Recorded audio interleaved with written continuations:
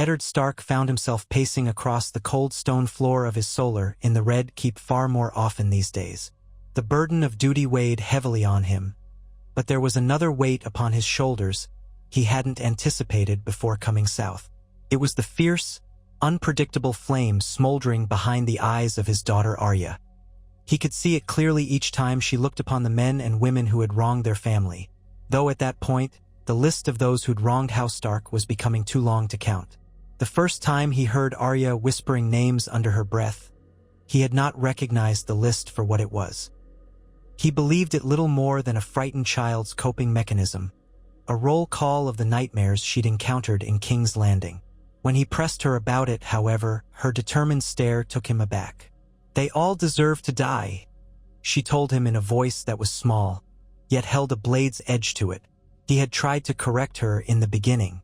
He was raised on honor and codes, on the notion that men had to be judged justly, not by petty vengeance. But every time he tried to speak about mercy, about the necessity of justice carried out by a lord or a king, Arya's dark gray eyes would sharpen.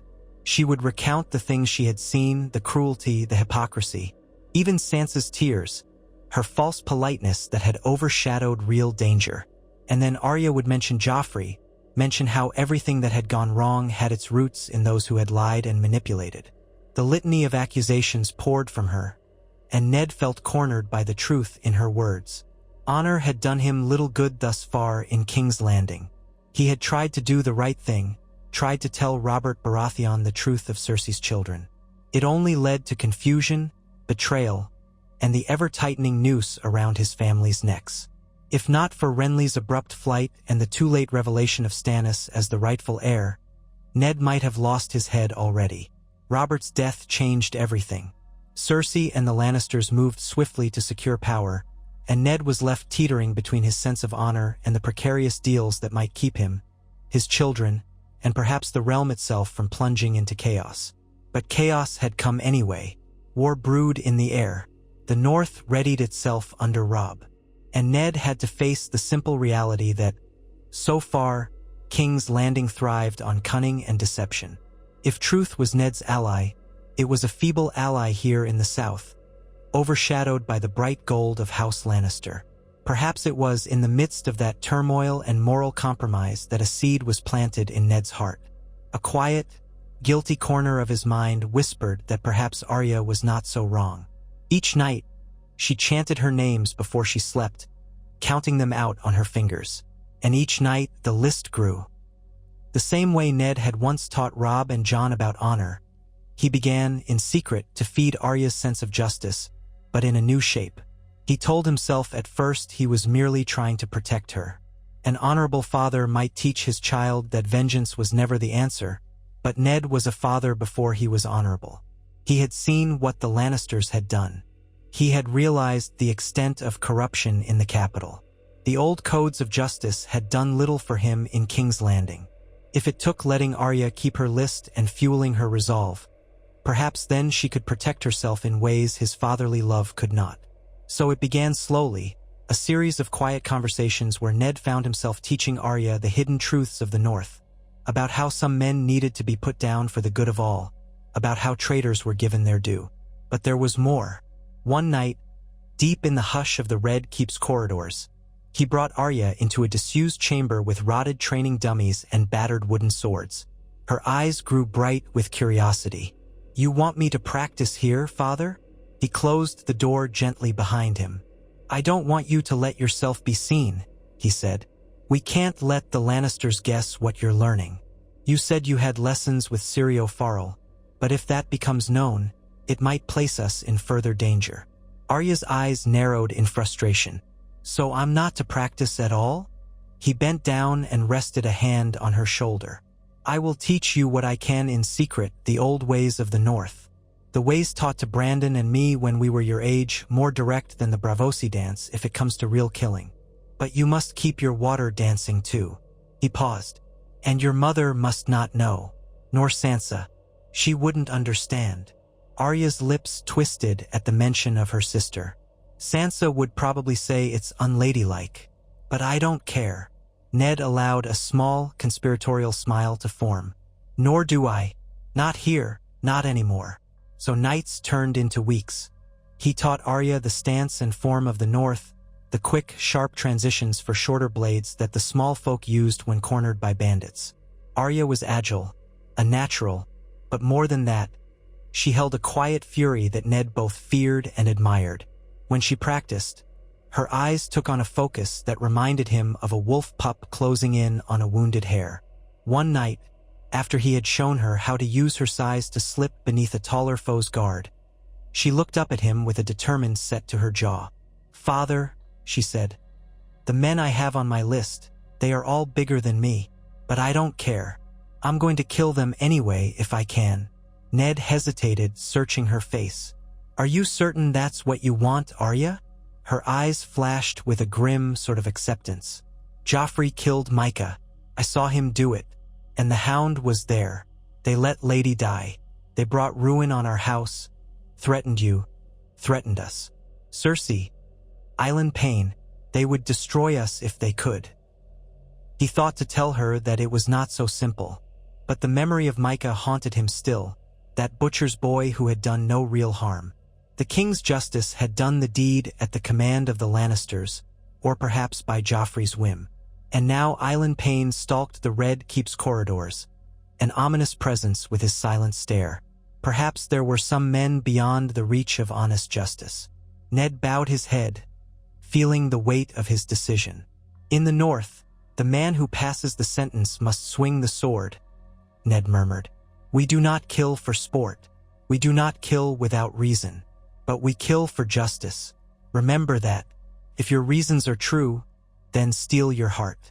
If they are not, then lay down the blade." Arya nodded, comprehension burning in her expression. "They're all true reasons, Father. They took everything from us. I have to do this." And Ned, to his own quiet surprise, rested a hand on Needle's hilt where it peeped behind Arya's hip. He drew the blade an inch from the scabbard. "Carry Needle proudly. May she serve you well. But be cautious. Listen more than you speak." He took a breath. "When the day comes to cross a name off that list, do so quickly. Don't gloat, don't hesitate, and don't draw it out. In the end, that is not who we are." In that moment, he felt a tangle of fear and pride in his chest. He understood that by giving Arya this advice, by acknowledging her list, he was crossing a line he never thought he would cross as a father. The Eddard Stark of Winterfell would have told Arya to put such dark thoughts aside. But the Eddard Stark of King's Landing had learned a painful lesson. Sometimes, you had to adapt or perish. It was not long after that night that events accelerated. King Joffrey, if he could even rightfully be called that, sat the Iron Throne with an arrogance that set the realm aflame. Renly Baratheon had crowned himself in Highgarden's company. Stannis had called on his lords from Dragonstone, and Robb Stark rallied the Northern Bannermen after word reached them that Ned was threatened. Meanwhile, Ned was forced into a precarious alliance with Peter Baelish and the City Watch.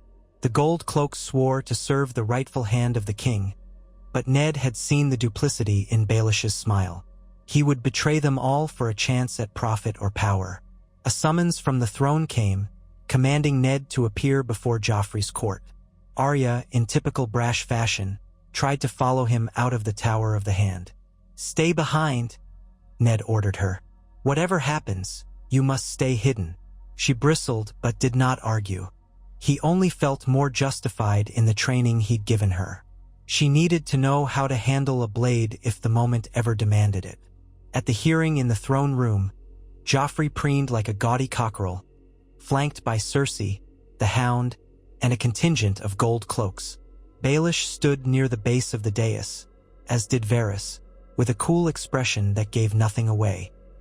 Ned felt the tension mount as Cersei presented charges of treason against him, that he had attempted to depose Joffrey and seat Stannis on the throne. Ned, still battered and on the cusp of healing from the injury Jaime Lannister had inflicted, found it difficult to remain steady, but he forced himself to stand tall. He read the crowd. The City Watch was present, but who commanded them truly? He recalled Baelish's promise that they would side with him, but the glint in Baelish's I suggested otherwise. At the final moment, when Ned stepped forward to produce Robert's sealed will, The gold cloaks who had once seemed loyal to him turned their spears outward. Ned cursed himself for trusting Littlefinger even an inch. The knights of the King's Guard approached, swords half drawn, and Ned realized that any moment now, it would be over. But something changed. A horn sounded from the courtyard. Yelling erupted. The door to the throne room burst open, revealing a clamor outside. Armed men in stark livery. Ned's expression flickered in confusion. He had not ordered any direct assault. Then he caught a glimpse of what had triggered this. A small figure weaving through the chaos, slipping between the gold cloaks like a fish in shallow water. Arya. She had come anyway. It was the sight of her, alone and determined, that sent Ned's heart hammering against his chest. All at once, the throne room became a swirl of steel. The Lannister guards tried to block these intruders, but the Northerners who had arrived to stand with Ned were fewer in number, and they faced near-certain defeat. Arya wasted no time. She darted straight toward Island Payne, the silent executioner who had beheaded so many in the name of the crown. She moved with a surprising grace, striking low at his legs. Ned, in horror, realized she was going for the man at the top of her list. An echo of every warning he had given her reverberated in his mind. Too bold, too soon. A reckless plan formed in Ned's thoughts. If the city was to be lost, they needed to escape. He let out a shout to the northern men who had appeared. Perhaps it was Jory Castle's friend who had mustered them, or Ser Roderick's contacts. He did not know, but in the swirl of conflict, he saw Island Payne lumbering after Arya, and the Hound stepping in to intercept her. With no time to weigh his actions, Ned roared to distract the Hound, driving forward with the last remnants of his broken leg's strength. The court shrieked with alarm as a scuffle enveloped the dais. Guards pinned Ned's arms, but a well-timed blow from one of his men freed him. He scrabbled to his feet, scanning for Arya. She was too small, and the crowd of gold cloaks was too thick. His heart thundered. He dreaded to see her sprawl in a pool of blood. Then he caught a glimpse. Arya had slipped under a table, somehow avoiding the blade of the Hound, but she was cornered. Ned vaulted a step, ignoring the pain that shot up his injured leg. In that confusion, he glimpsed Baelish stepping back, a sardonic grin on his lips. He was letting events play out as they may. Ned saw an opening. The gold cloaks had parted slightly before him, uncertain if they were meant to seize him now or defend the Boy King. He took advantage, surging forward to yank Arya from beneath the table. The clang of steel rang out overhead. The Hound's monstrous sword sliced the corner of the table, sending splinters flying. Ned and Arya tumbled away, and Ned found himself half-holding, half-dragging Arya toward the side exit. Northern men, outnumbered though they were, harried the Lannister guards, creating just enough chaos to allow father and daughter to slip out. They ran. They ran through corridor after corridor. Shouts echoed behind them. The entire Red Keep roiled with confusion, and Ned guessed that Joffrey's first instinct would be to secure the throne room rather than to chase a wounded man and a child. He made for a postern gate he'd memorized. He knew it was risky, but he had to trust that the scattered men loyal to him would rendezvous outside the walls or find their own escape routes. At the back of his mind, a single question pounded. Where was Sansa? He could not attempt a rescue now, with the entire keep alerted and no sure plan. But a pang of guilt shot through him regardless. Arya squeezed his hand. He felt her trembling, but her eyes were alight with a fervor that almost frightened him. She spoke in ragged gasps as they ducked into a dark alcove, avoiding a patrol of gold cloaks. Father, I almost had him. Sir Island, I could have ended him. Ned placed his hand over her mouth, urging her to quiet. He heard the footsteps of guards pass by. Only when the corridor fell silent did he let his hand slide away. Arya glared, chest heaving. He pressed his palm to her cheek, forcing her to look him in the eye. You're not ready, he whispered. Not here, not in the middle of that room. One day, maybe, but not like that. She bit her lip, tears welling up. But she nodded. I understand. He felt his heart twist. He had nearly lost her. Yet he had also seen the ferocity in her eyes, the unstoppable will. What kind of father was he to let it go this far? But there was no turning back now. He led her onward, found the small postern gate, and quietly coaxed the guard away with the promise that the hand had urgent business. Once outside the keep, father and daughter vanished into the labyrinth of King's Landing's back streets.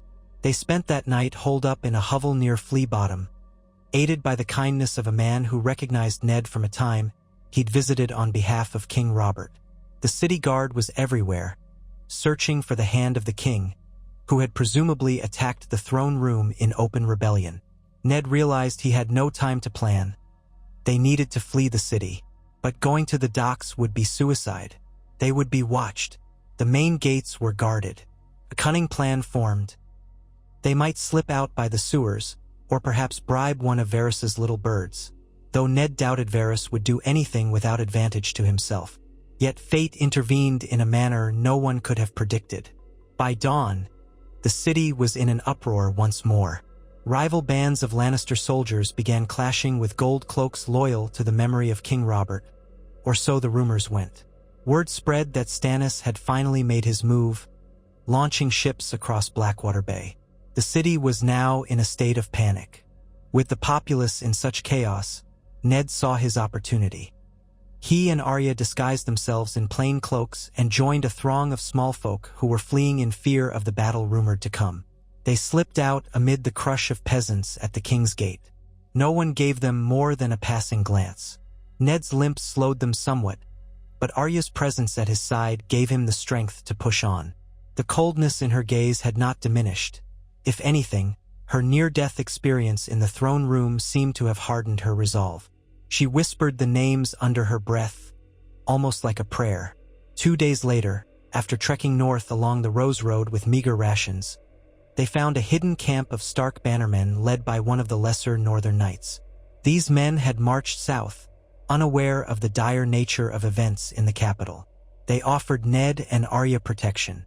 Word was that Robb Stark had crossed the Twins with a great host, forging alliances with Walder Frey under uncertain terms.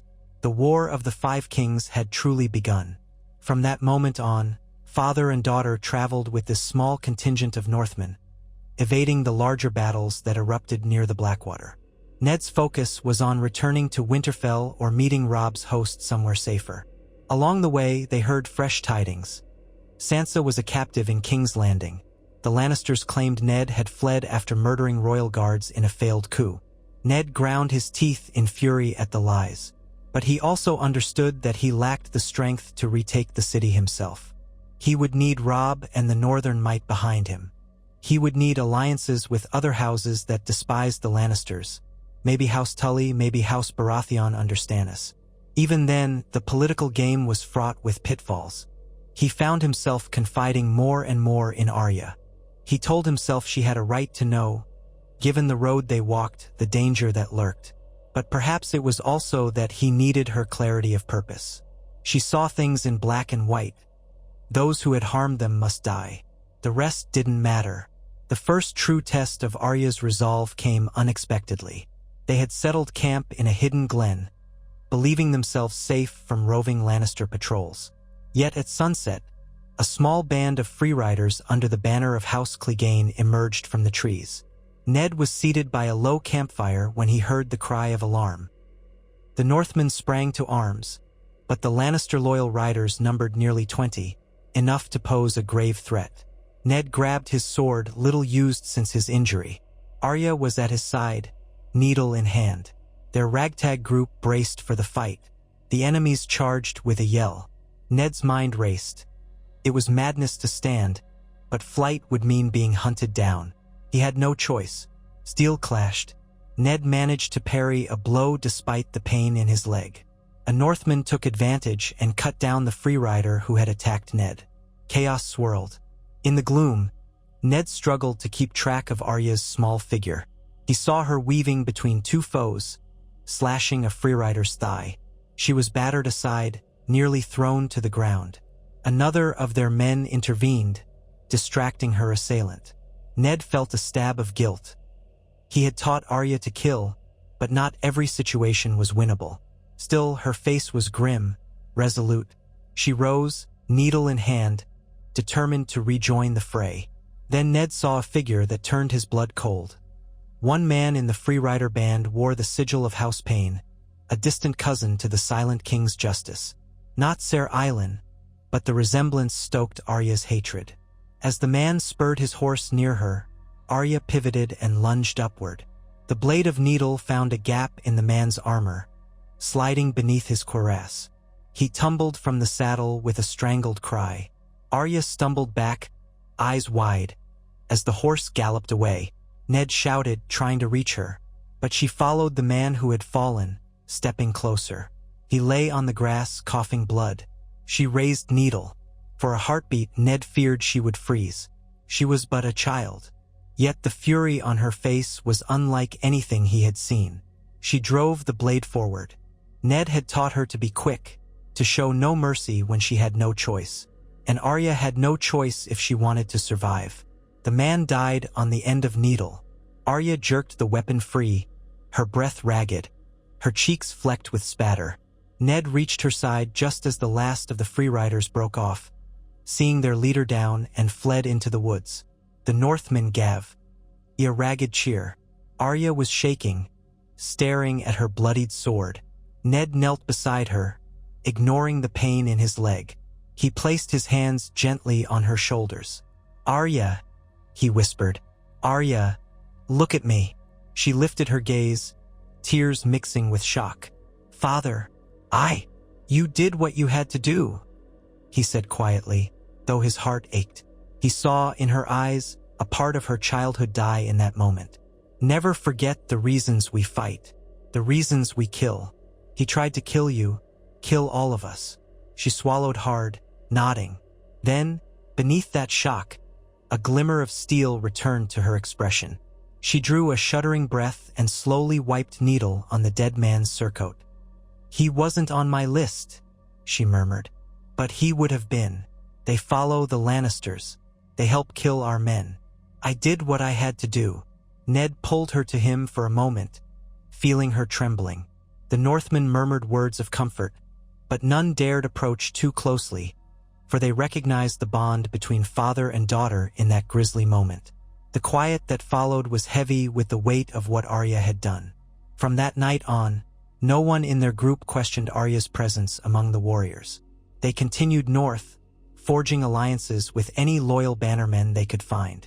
Messages were dispatched, carried by riders who risked Lannister scouts to convey word to Robb. At times, they were forced to skirmish with outriders from the west. More than once, Arya found herself in the thick of it, slipping between the chaos and striking from the shadows. As the weeks passed, word spread of a fierce young wolf girl traveling with Ned Stark, rumored to be lethal despite her youth. Ned's heart wrenched each time he heard such talk. He had never intended for Arya to become a killer, but the world had forced his hand. The Lannisters had forced his hand. And now, at night, around the campfire, he would listen as Arya recited her list. Joffrey, Cersei, Island Payne, the Hound, Polliver, the Mountain, and on, each name like a prayer to the old gods. Sometimes, he would catch her glancing at him for approval. He would not nod or smile, but he would rest a hand on her shoulder, letting her know he understood. Eventually, they reached Riverrun, where Catelyn Stark and Robb's host were gathered. The welcome was wary, for few had expected Ned to arrive in such a manner, half-lamed and accompanied by so small a band. Yet when Catelyn saw Ned, she rushed forward in tears. Her relief mingled with anger and sorrow. Ned felt shame coil in his gut when she looked at Arya, whose once bright face now carried a shadow of grim resolve. But there was also a spark of gratitude in Catelyn's eyes that Arya was alive. They conferred in the Great Hall with Robb, Catelyn, and the Lords of the Riverlands. The news was dire. The Lannisters had marched with Tywin leading an army to Harrenhal, and Jaime Lannister was said to be on the prowl, striking at Tully's strongholds. Sansa remained captive in King's Landing, forced to bend to Joffrey's will. Rumor said Joffrey was growing crueler by the day, taking pleasure in humiliations doled out to the girl who had once been promised to him. Ned's fury simmered. Arya's eyes narrowed whenever Sansa's captivity was mentioned, as if silently adding new names to her kill list. Robb urged his father to rest and heal, but Ned refused to remain idle. Instead, he joined Robb's councils, presenting what knowledge he had of King's Landing's weaknesses. He told them of possible sympathizers in the City Watch. He warned them of Baelish's cunning and Varys's hidden webs. He told them that Tyrion Lannister was rumored to be traveling west, possibly to raise more support for Joffrey. And each day, Arya pestered him to let her attend these councils. At first, Ned balked, but after all they had been through together, he relented. She sat quietly by the wall, soaking up the talk of strategy like a sponge. Once, in the corridor after such a meeting, Robb confronted Ned with a troubled expression.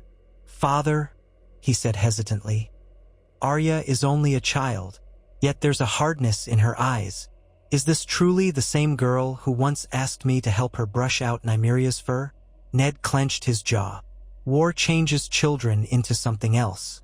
We have all changed, Robb. You are not the boy who practiced your archery in Winterfell's yard." Robb exhaled. But are we certain we should let her be so close to the war councils? She's determined, yes, but she's also vengeful. It worries me." Ned placed a hand on Robb's shoulder. "It worries me too, but I cannot shield her. Not anymore. She has seen too much. If anything, knowledge might help her survive." He paused. "She recites a list of people she wants dead, Robb. She has half the Lannisters on it. Perhaps that hatred will serve her now, or perhaps it will devour her. But I will not let her walk that path alone." Robb gave a reluctant nod, respecting his father's judgment despite his misgivings. And so Arya continued to learn, gleaning every scrap of intelligence on the people behind her mother's tears and her sister's captivity. At Riverrun, Eddard and Robb forged a plan. If they could lure Tywin Lannister away from Harrenhal and engage him on more favorable ground, they might break the Lion's back. Meanwhile, smaller teams would infiltrate the Crownlands, seeking ways to rescue Sansa or perhaps strike at the heart of Lannister power. It was a risky gambit. Ned and Robb disagreed on many details, but in the end, they settled on using the terrain of the Riverlands and the cunning of men like the Blackfish to harry Tywin's forces. In the course of these councils, an opportunity arose that no one had quite expected. A lord from the Stormlands, disillusioned with Renly's death at Stannis' hands, for by then, Renly had indeed been slain under mysterious circumstances, offered to smuggle a small, elite group into King's Landing. The details were sketchy, but Ned saw in it a possible chance to free Sansa, or to strike at the Lannisters themselves. However, it was not exactly a grand invasion. They could only bring a handful of people, and it would be extremely dangerous. Arya volunteered immediately. Ned almost told her no, but he stopped himself. The truth was, he knew how skilled she was becoming, how adept at moving unseen. Perhaps a stealth mission was exactly where she could be of greatest help. Even so, it tore at him to consider letting his youngest daughter walk into that lion's den. But the war had forced them all into impossible choices. He gave her a long, searching look. "If you come with me, you follow orders, no matter what. Understand?" She nodded, her jaw set, hands clenched. "I will." So the small group formed. Ned, Arya, a few trusted men of the north, Hallis Malin, Tomard, and a handful of others skilled at subterfuge. Robb consented grudgingly, trusting in his father's leadership, though he made Ned promise that if the rescue proved impossible, he would cut his losses and return north. They set out under cover of night, traveling lightly through back roads, guided by the Stormlands Lord's personal retinue. The journey took weeks, weaving past skirmish lines and avoiding the Lannister outriders. Eventually, they neared the city from the south. King's Landing's walls loomed, patrolled by vigilant guards who had been alerted to the possibility of infiltration. Nonetheless, the Stormland defector insisted there was a secret entrance through a disused postern gate near the cliffs. It was rarely watched, he claimed. Ned's group tested the gate under the cover of darkness. A single guard stood watch. They subdued him silently, thanks to Arya's quick movement behind him, slicing his hamstring before he could shout. Ned finished him with a swift cut to the throat. No time for justice or mercy, only survival. They slipped inside. The old tunnels beneath the Red Keep were dank and claustrophobic, lit only by flickering torches. Arya clung to Ned's side, eyes darting at every turn. At last, they emerged into a disused stable yard near the keep's rear. The city around them was mostly asleep, though the watchmen patrolled on their routes. Ned's heart pounded as he recalled the last time he had tried to maneuver these corridors. Betrayal and blood had reigned then. Now he moved with a smaller force, hoping to find Sansa and perhaps a chance at vengeance. The hours that followed felt surreal. They crept through the keep, evading guards, relying on the knowledge Ned had gleaned of shift changes and hidden passages. Dawn was approaching when they located the tower chamber where Sansa was rumored to be kept. They took out 2 Lannister guards quietly. Ned, with Arya's help, slid the door open. Inside, they found Sansa, pale and trembling. She stared at them as if they were ghosts. Her eyes welled with tears, and she ran forward to embrace Ned, sobbing. Arya hastened to her sister's side, their arms wrapping each other tight despite all the tension that once lay between them. Ned allowed them a brief moment of reunion, then pressed a finger to his lips. "We must move, quickly." He led them back the way they came. They had nearly reached the stable yard when a chilling voice echoed in the corridor. "Stop them!" A troop of Lannister guards rounded the corner, led by a figure in black and gold armor. It was Meryn Trant of the Kingsguard, flanked by 3 gold cloaks. Sansa's face blanched. Arya's eyes blazed. Ned steadied himself, directing Hallis Malin and 2 other men to hold the line. "Take Sansa," Ned growled to Arya, forcing the girl to tug her sister away down a side passage. Swords clashed once more in the narrow corridor. Ned struggled, but he was not as agile as before. Meryn Trant loomed, confident in his skill. Ned parried a blow that jolted his entire arm. At that moment, Meryn lunged, and Ned felt a burst of pain in his side. He staggered, saved only by Hallis Malin interposing his blade. The corridor filled with the clang of steel, the grunts of men locked in mortal combat.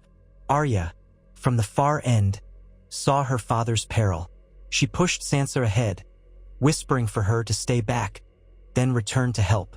Needle in hand, she dashed into the fray, quick as a shadow. Meryn Trant caught sight of her too late. He raised his sword to strike at her head, but she ducked beneath, driving Needle up under his guard. He wore heavy plate, but she knew the gaps from her training with Ned. The blade pierced him under the arm. With a snarl of agony, he stumbled. Ned, seizing the moment, reversed his grip and slashed at the back of Trant's thigh. The Kingsguard knight went down. Hallis Malin ended him with a swift stroke to the neck. They fled. The commotion could not go unnoticed for long. By the time they reached the stable yard, horns were sounding within the Red Keep. Ned led the group back down the postern tunnels, keeping a protective arm around Sansa, who was almost in shock. Arya brought up the rear, face set. She had drawn blood from another name on her list, a Kingsguard who had participated in humiliating her sister and father, Meryn Trant. The name echoed in her head, now ended by the swift justice of a blade. As they emerged into the open air outside the city walls, they could hear shouts from above. The alarm had been raised, but the infiltration team managed to slip back into the countryside under cover of darkness. They moved quickly. Once again, Ned found himself fleeing King's Landing with Arya, but this time Sansa was with them. His side bled from a deep cut, and he could barely stand by the time they paused in a forest clearing to tend his wound. Sansa sat beside him, tears still glimmering in her eyes, but she thanked Arya and Ned for rescuing her, for doing what she now realized was necessary. The illusions she once had about Joffrey's chivalry had long since crumbled. Arya, kneeling beside them, cleaning Ned's wound, muttered that Meryn Trant had deserved worse. Sansa did not disagree. In that moment, Ned saw a new kinship forming between his daughters, forged in the fire of survival. He was proud and horrified all at once. Their return to Riverrun was perilous, hounded by Lannister search parties. Yet they found ways to slip past using cunning and disguise. More than once, They had to hide in muddy ditches and bramble thickets while knights in Lannister colors cantered by. Arya took a certain savage pleasure each time they tricked their pursuers. Ned reminded her that caution was paramount, that living to fight another day was more important than a moment of bloody revenge. Eventually, with Sansa safe in tow, they reached the Tully stronghold. Cheers greeted them, for many had feared the worst. Catelyn's relief upon seeing Sansa was immeasurable. She embraced both daughters, tears of joy and sorrow mixing on her cheeks. She studied Ned's injury and insisted the maester see to it immediately. Only after the relief settled did the questions arise. How had they escaped? How many Lannisters had they killed? Was there any chance that the infiltration would cripple the Boy King's reign? Ned could only answer with bitter honesty. We saved our daughter. Beyond that, we left as many Lannisters alive as we had to in order to escape. The war is far from over. The Lannisters still hold King's Landing, and they'll respond fiercely. True enough, in the following days, ravens brought news that Tywin Lannister had declared the infiltration a vile act of northern treachery, while Joffrey swore revenge. The realm was more divided than ever, with Stannis forging his own path, while the Tyrells remained uncertain, and the Greyjoys began reaving in the west.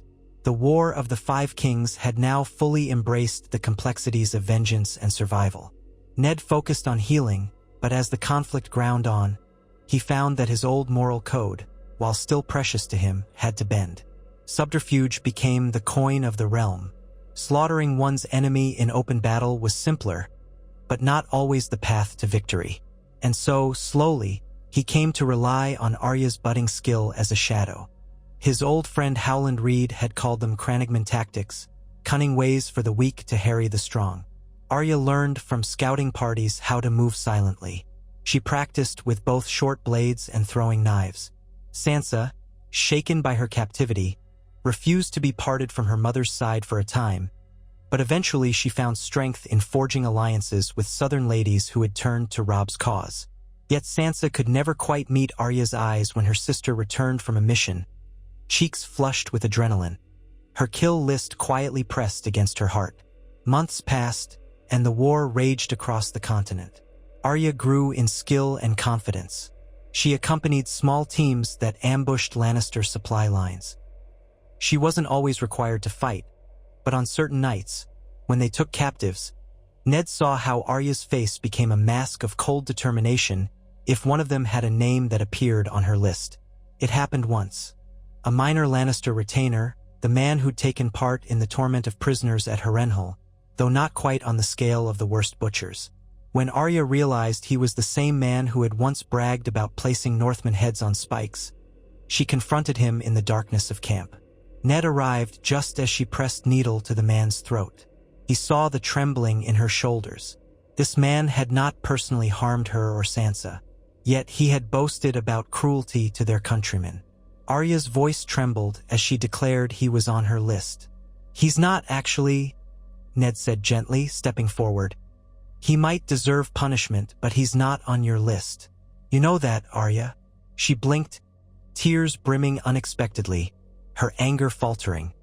"He would have been," she whispered. Ned exhaled. "There is law still. Even now, we must hold to it if we can. I know this war has changed us, but we cannot kill every man who's done us wrong. Would you kill 100? 1,000? Where does it end?" Arya's grip on needle loosened. She glared at the captive. "We send him to Robb? For justice?" Ned nodded. "Yes, we let the king in the north decide. And if the sentence is death, then by the old ways, the man who passes the sentence must swing the sword." Arya swallowed. She stepped back. Hallis Malin took the captive away, scowling. Ned gently placed a hand on Arya's shoulder. "Daughter, I know I've—" He hesitated, the words lodging in his throat. "I know I've encouraged you to do things a father shouldn't, but we must keep our hearts, or we become the very monsters we fight." She lowered her eyes. "I remember your words. I'm sorry." He drew her into a brief hug, then looked into her eyes. "Hold on to that remorse," he said quietly. "We kill because we must, not because we take pleasure in it." Over time, the fortunes of war shifted. Robb Stark achieved victories against the Lannisters, capturing Jaime Lannister at the Whispering Wood. This triumph brought the prospect of exchange, the Kingslayer for Sansa or even for peace terms. But Joffrey proved erratic, refusing all reason, while Tywin played a longer game, and so the battles carried on. Catelyn eventually, in a desperate move, freed Jaime to try and trade for Sansa's safety, ignorant that Sansa had already been rescued. That impulsive act caused a rift in the northern ranks, but Ned, though angry, could hardly blame Catelyn for her maternal instincts. He understood all too well the lengths a parent would go to protect their children. Meanwhile, the kill list grew longer for Arya. The Mountain had committed fresh atrocities in the Riverlands, leading to the brutal sacking of villages. She whispered his name with an almost feverish intensity.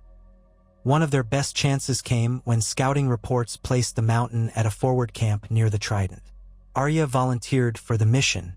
She was not alone. Ned also had to see this done, for Gregor Clegane was a vile butcher, and many believed he deserved the same fate as the Mad King's worst henchman. Along with a cadre of skilled fighters, father and daughter set out to strike at the Mountain's camp by night. It was a grim, bloody affair. The Mountain's men were numerous, but the Northmen attacked in the dark, taking advantage of surprise. Arya slipped through the chaos, her eyes locked on the hulking form of Gregor Clegane, who towered above most men. She had never seen such monstrous size up close, yet she remembered how easily the Hound's brother crushed men's skulls, how he brutalized the helpless. He was on her list, right at the top. Ned fought valiantly, ignoring the pain in his leg that never fully healed. He hacked down a guard, then turned to see Arya sprinting across the trampled grass, heading straight for the Mountain. Fear seized Ned's throat. He roared her name, hobbling after her. The Mountain saw her too. He swung his massive sword in a lazy arc, expecting to cleave this small intruder in half. Arya ducked beneath the swing and stabbed forward with needle, aiming for the gap in his thigh armor. Her blade pricked flesh, but the Mountain hardly seemed to feel it. He snarled, backhanding Arya with a gauntlet fist. She flew back, landing hard, needle clattering away. Gregor advanced to finish her. Ned threw himself between them, meeting the Mountain's sword with his own. The impact sent a shockwave up Ned's arms. For a moment, it was all Ned could do not to collapse under the brute's strength. The Mountain sneered, pressing forward. Ned managed to sidestep the next blow, slicing the Mountain's side, but his sword barely penetrated the thick armor. Gregor bellowed and slammed his pommel into Ned's chest, knocking the wind out of him. Arya Ed crawled for needle. The clang of steel rang in her ears. She saw her father reel from another savage strike. Blood trickled from Ned's brow. In that instant, Arya's vision narrowed. She snatched needle and lunged. Gregor saw her coming this time, aiming a punch with enough force to crush bone. But Arya slipped under his arm again, using the exact technique Ned had taught her for fighting a taller foe. Getting close, where their reach is a disadvantage. She buried needle into the gap beneath his breastplate, twisting with all her might. The Mountain roared. He stumbled, lashing out. His gauntlet hand caught Arya's wrist, wrenching it with a sickening crack. She cried out, losing her grip on needle. Yet her blade remained lodged under his breastplate. The big man staggered back, blood spurting. Ned, panting, saw his chance. He raised his sword in a two-handed grip, ignoring the agony in his side, and drove it into the Mountain's exposed neck with a savage yell. Gregor's eyes rolled back. He collapsed to his knees, then toppled onto the churned earth. Ned fell to his own knees, struggling to breathe. Arya clutched her wrist, tears spilling. The fight around them was all but decided. The Northmen had overwhelmed the Mountain's men, who now fled or lay dead. A pair of them rushed to Ned and Arya's side, rallying to help. Ned cradled Arya, whose face was contorted in pain, but also in something akin to triumph as she stared at the Mountain's corpse. She rasped, "He's dead. I killed him. I had help, but I—" Ned nodded, heart pounding. "Yes," he murmured. "He's off your list now." Even as he said it, A part of him wondered if this victory would truly sate that darkness within her, or if it would only feed the cycle. They limped away, the Northmen cheering the fall of the mountain.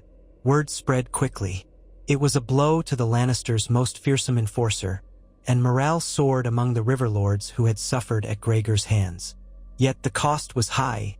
Many were slain or wounded in the fight. Ned carried Arya back to the healers in Riverrun, where they learned her wrist would heal, but might ache in cold weather.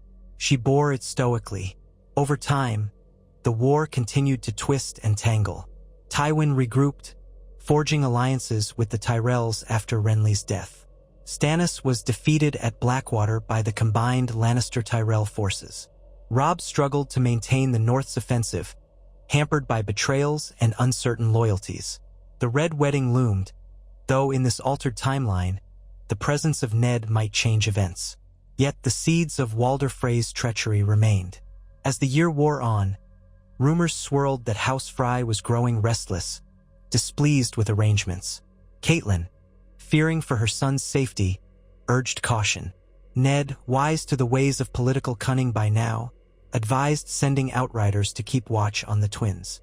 But Robb believed he had the Frey's loyalty secured by oath.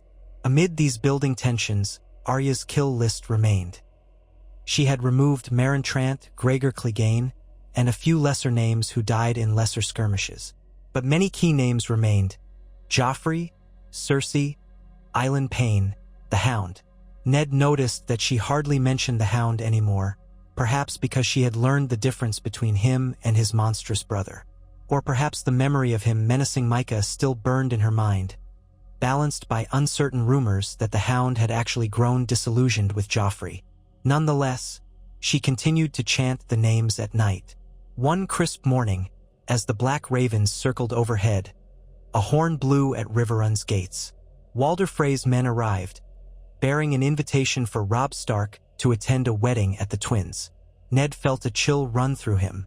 The wedding was for one of Walder Frey's daughters to marry Edmure Tully, or so they said. An opportunity to mend alliances, perhaps. Yet Ned could not shake a sense of foreboding. The timing was too convenient, with the tides of war turning unpredictably. He argued against going, suspecting a trap. Robb, however, felt bound by honor.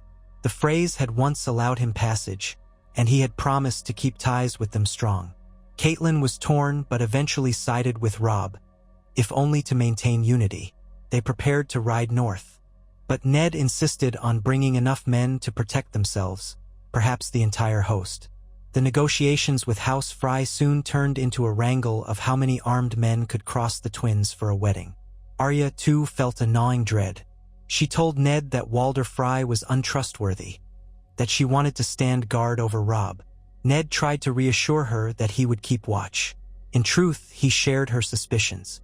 He accompanied Robb's entourage to the Twins, leaving a portion of their forces outside the castle in readiness. When they arrived, Walder Frey greeted them with obsequious politeness, fussing about the wedding feast.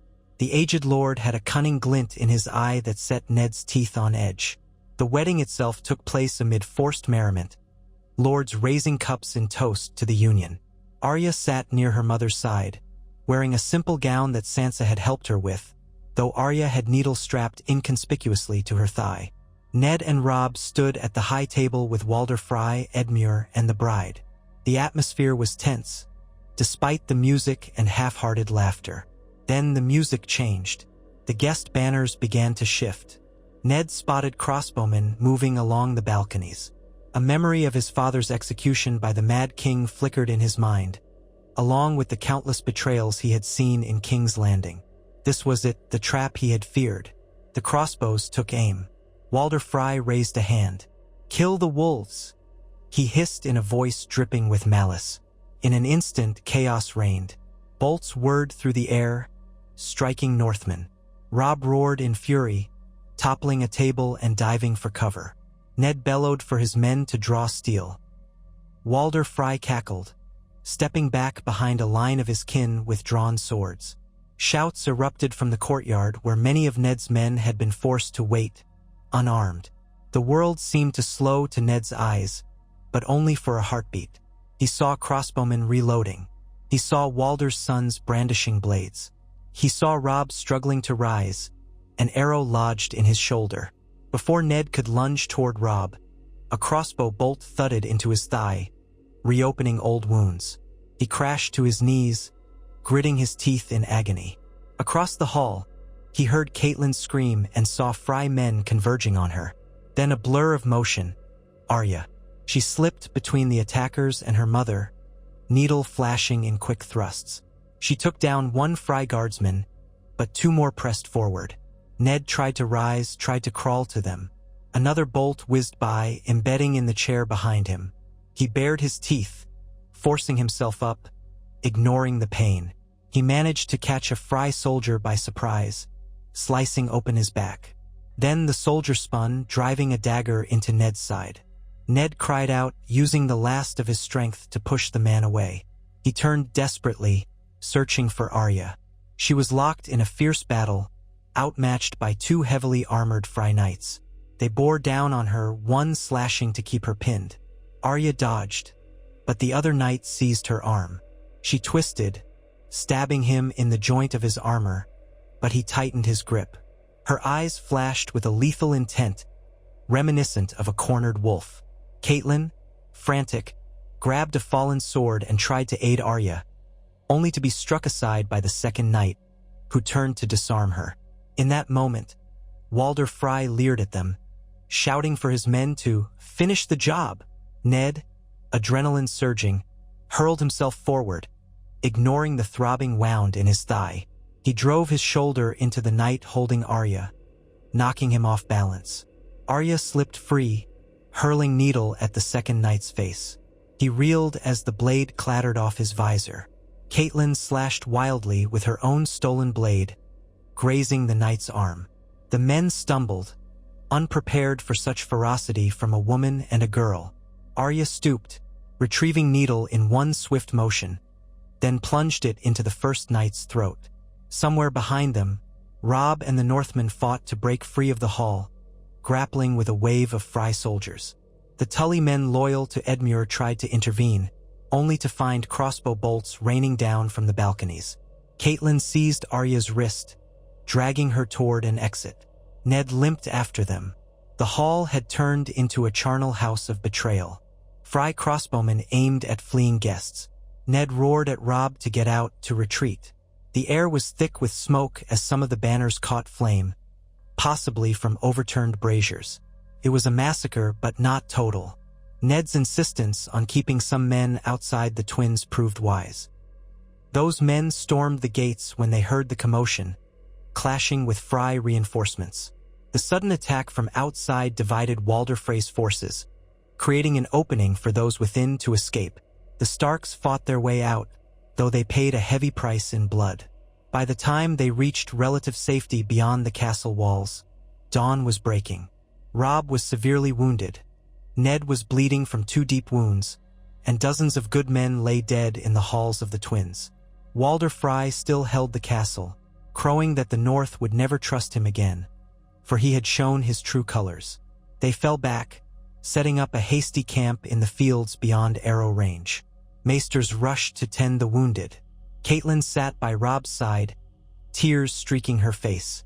Ned collapsed onto a makeshift litter, struggling to remain conscious. Arya crouched beside him. Blood streaked her cheeks, her hair matted from the chaos. Yet her eyes burned with a fierce anger that overshadowed everything else. "Walder Fry," she said in a hoarse whisper. "He's on my list now." Ned, his vision flickering, reached out to clasp her hand. He tried to speak, but his throat felt tight. He saw the hatred in her eyes, the unquenchable thirst for vengeance. She had survived the massacre, had saved her mother, had killed more men.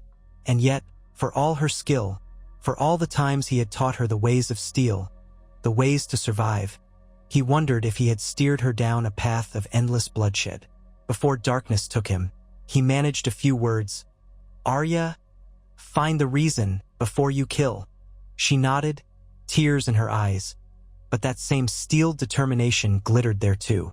She would do what she must, for her family, for the North, for justice as she understood it. and for the father who had not only allowed her to follow this path but had actively encouraged it, forging her into a weapon of House Stark's vengeance. Days later, Ned awakened in a field tent, battered but alive.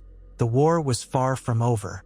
Robb clung to life, though the Maesters believed he would recover in time. The North rallied around the outrage of the Frey betrayal, intensifying the conflict. And through it all, Arya stood guard, reciting her list, preparing for the day she would deliver the next blow against those who had wronged them. She watched over Ned's bedside with needle in hand. When Ned finally stirred, he winced at the pain in his side and thigh, but found Arya's small hand gripping his. "You're alive," she murmured. "You almost died again." He swallowed, clearing his dry throat. "The gods are not done punishing me, it seems," he said with a weak attempt at humor. Then he caught the look in Arya's eyes, the question burning there. "We have lost good men," he said slowly. "We have gained scars, and the war still rages. But we are still here, you and I. Sansa too, and Robb. We must keep fighting." Arya nodded. "Walder Frey won't get away with it. He murdered our men under guest right. We'll bring him down. Him, and everyone who stands with him." Ned inhaled shakily. He knew how deeply Arya believed in that. It was no longer just a child's vow. He remembered how she had spoken Syrio Farrell's name once, how she had wanted to avenge him too. Her list was more than just a roll call of enemies now. It was the embodiment of her mission, her path through the horror. Part of him wanted to say, "Enough, put down the blade. Let us find a better way." But they had already gone too far. This was war, and war demanded a high cost. In the months to come, they fought on.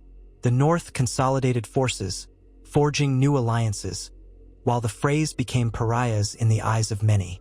Tywin Lannister attempted to leverage the Freys' betrayal, but the realm was fracturing in too many places.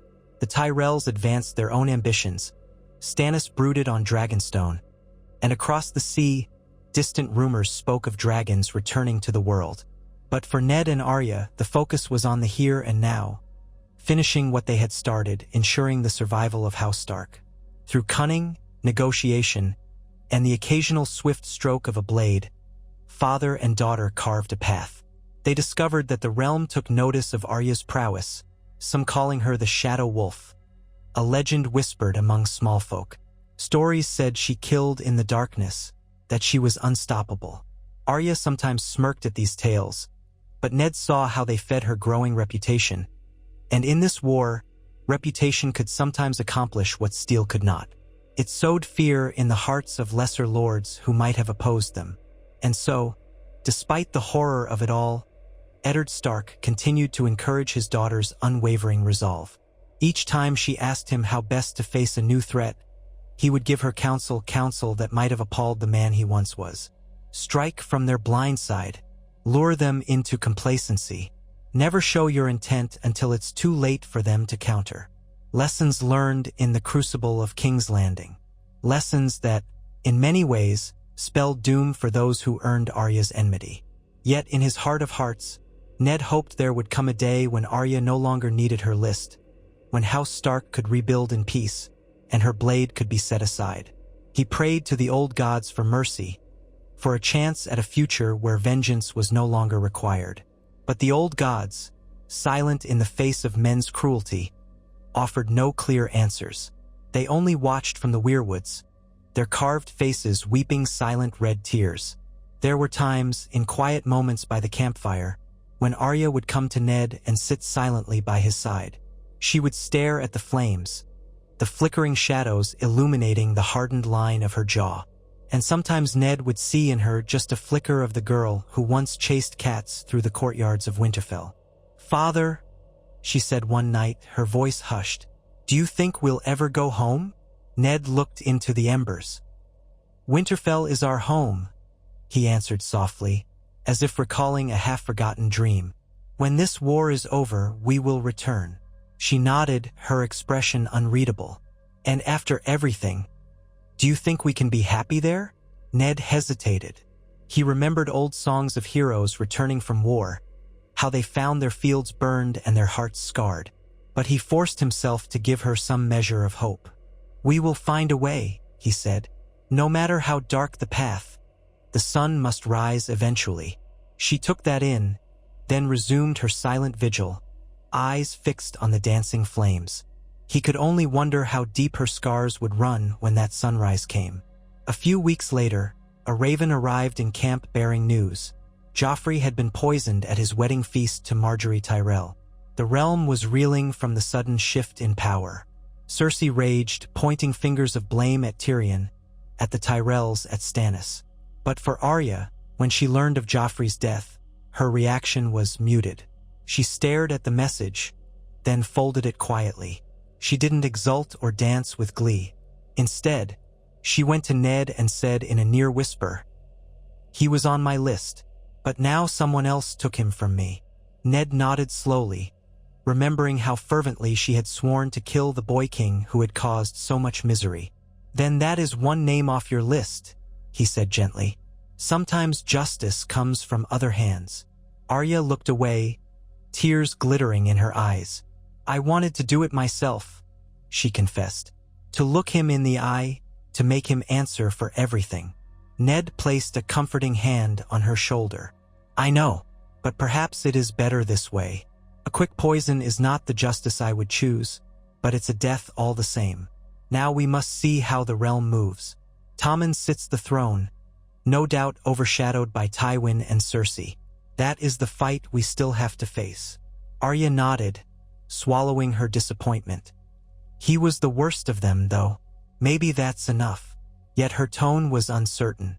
Ned could see she felt robbed of her personal vengeance. As the war dragged on, Tywin Lannister's hold on King's Landing remained strong, though cracks appeared in the alliance with the Tyrells. The Freys found themselves besieged by outraged riverlords. House Bolton in the north began to shift in suspicious ways, sowing more seeds of betrayal. Through it all, the threat of the White Walkers in the far north grew. Whispers from the Night's Watch spoke of supernatural dangers beyond the wall.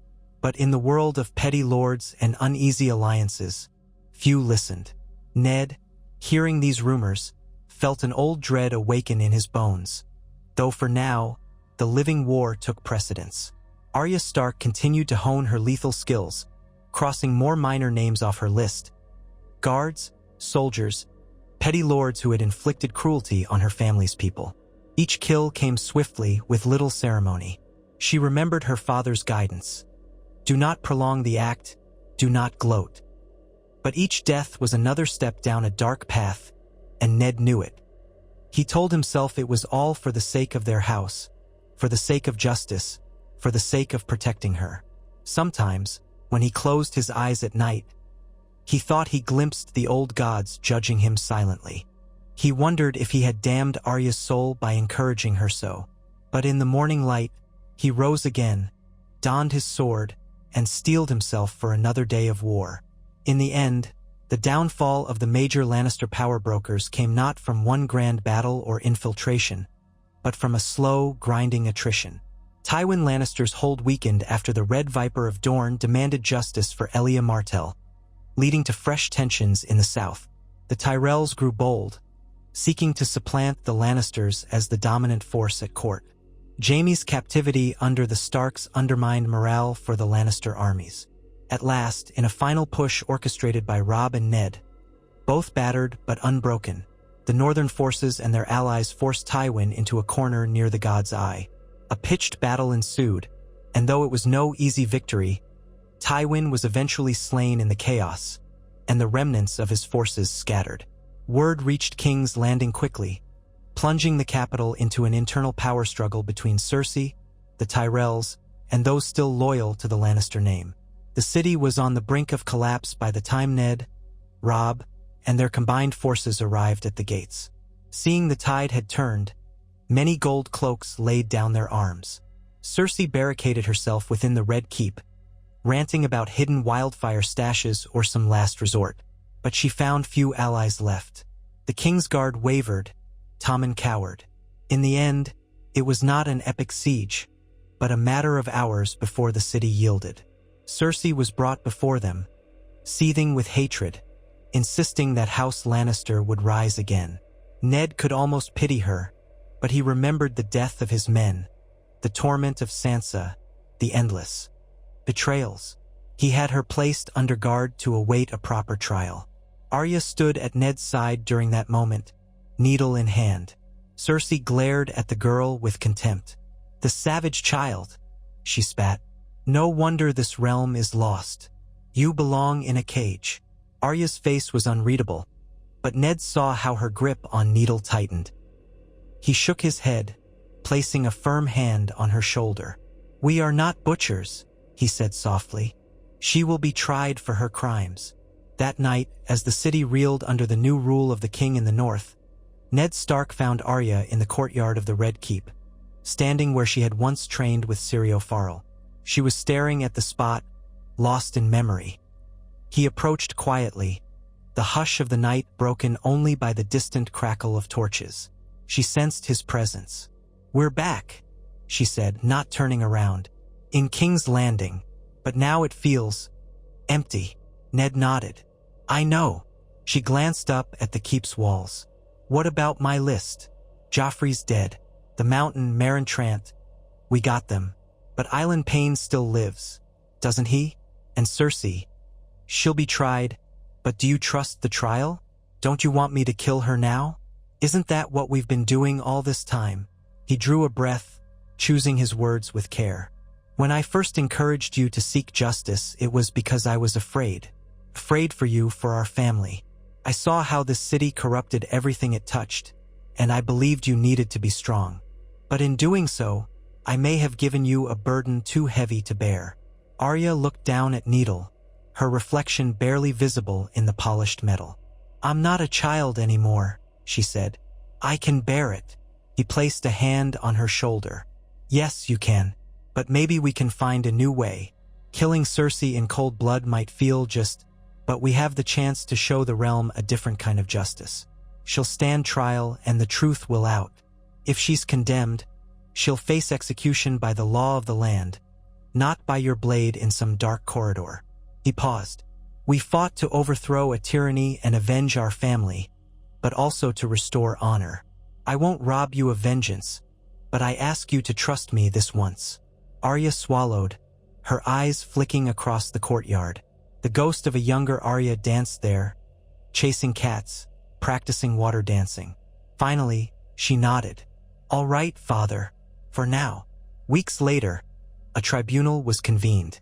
Witnesses spoke of Cersei's crimes, from the lies about Joffrey's parentage to the conspiracies that led to the deaths of so many. Sansa, no longer the frightened girl, stood as a witness, describing her torment in the Red Keep.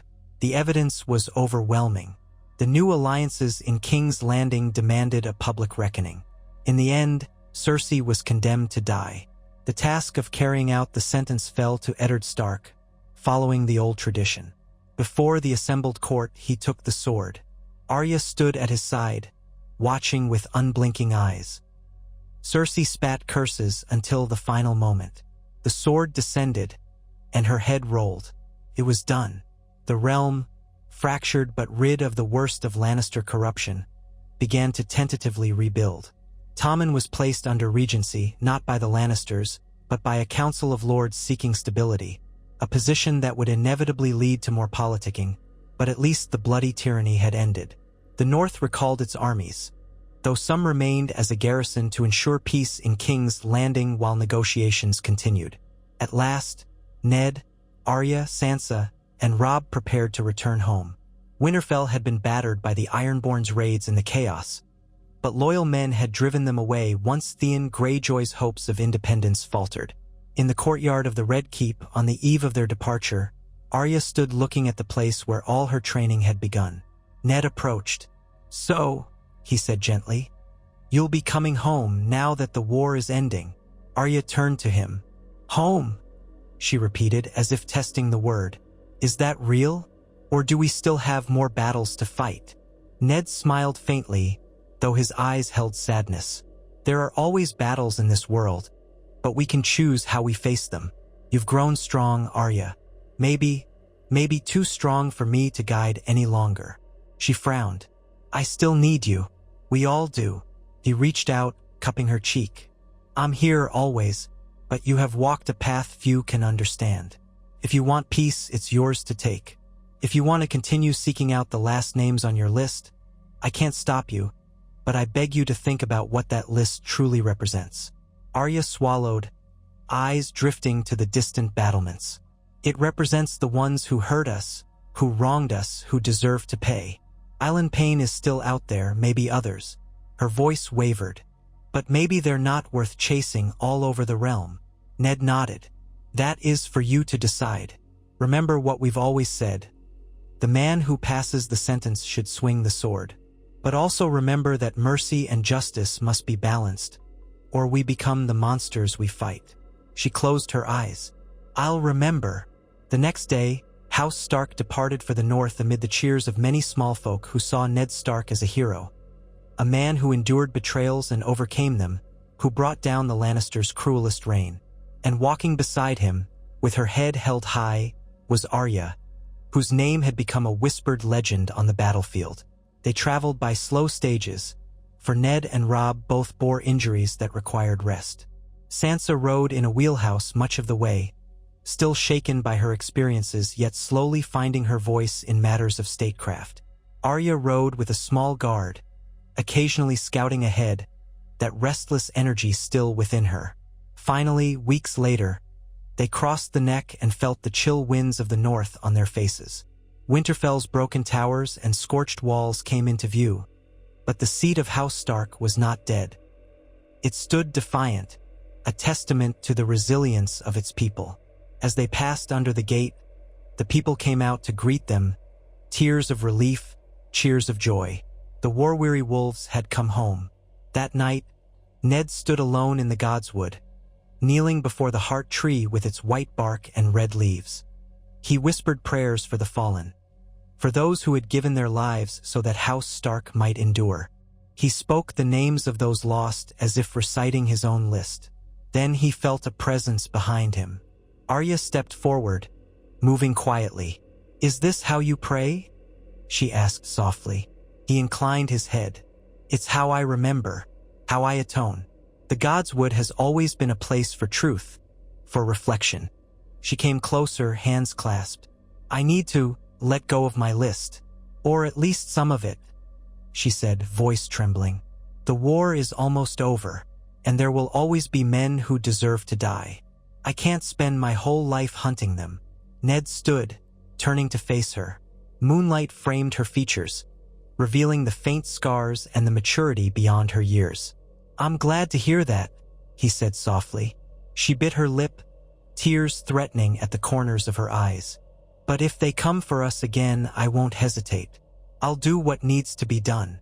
Ned gently placed his hands on her shoulders. "I would expect no less from you, Arya Stark. You are a wolf of Winterfell. You have every right to protect what is ours. Just remember the cost, and remember who you are." In the stillness, they embraced beneath the weirwood branches. The wind whispered through the red leaves, as if the old gods bore witness to their vow. And so began a new chapter for the Starks. Eddard Stark, no longer the naive hand of the king, had guided his daughter down a road of shadows and steel. He might have saved her life countless times by encouraging her kill list, forging her into a weapon that could stand up to the cruelty of the realm. Yet he had also watched that kill list grow, devouring part of her innocence. Now, in the quiet hush of Winterfell's Godswood, they both stood at a crossroads. If peace truly settled over the land, Arya might find a place in it, or she might still feel the pull of her list, chasing down the last dregs of vengeance. The future was unwritten, but whatever that future held, they faced it together, father and daughter, bound by blood and shaped by war. Perhaps that would be enough to lead the North out of darkness, or, if darkness fell again, to meet it with steel and wolf's fury. The snows of winter would come, as they always did, but House Stark would endure. And in the stillness of that northern night, as the heart tree watched with its ancient face, a new resolve took hold in them. They were Starks of Winterfell, tempered by heartbreak and betrayal, by swords in the darkness and faint glimmers of hope. And though the list might never truly vanish from Arya's mind, she had learned that true strength was more than vengeance. It was also love, family, and the will to protect them at any cost. That was the balance Ned had tried to teach her, and perhaps at last they had found it together. In the days that followed their return to Winterfell, the castle's broken towers and scorched walls stood as a reminder of the war's long shadow. Yet for the people of the North, there was an undercurrent of hope that had been missing since Ned Stark first rode south. Lords and small folk alike spoke of renewal, of the turning of a dark tide. The fires set by the Ironborn and other enemies had not destroyed the stout heart of Winterfell. Its ancient stones remained, and though many parts were damaged beyond quick repair, the keep itself would endure. Robb Stark took up temporary residence in the Great Hall, determined to lead in spite of his injuries. A fresh scar ran across his shoulder where a Frey arrow had struck. He moved with a careful stiffness, but no one missed the grim set of his jaw. King in the North, they all called him. Yet he had faced betrayal at the Twins and watched men die in pools of blood. The illusions of chivalry had been shattered for him. Still, he wore the crown of the North with a stoic sense of duty, balancing the desires of his lords with the memory of the men who had fallen in service to House Stark. Ned Stark, at last returned to the seat he had once ruled as Warden of the North, was still recovering from his own wounds. Each step he took on the old cobblestones brought a lance of pain up his thigh, where a crossbow bolt had reopened that old injury. Another wound in his side still ached, though he would not speak of it. He walked with a careful gait, leaning on a staff when no one was looking. For all his weariness, there was comfort in being home. Once more he could kneel before the heart tree and pray to the old gods in the silence of Winterfell's godswood. The weirwood's carved face wept its red sap into the pool below, as though listening to his confessions. Sansa Stark, though physically unharmed when they fled King's Landing that final time, bore invisible scars. At first, she spent her days wandering the courtyards she had once run across as a little girl. Each stone step rekindled a memory.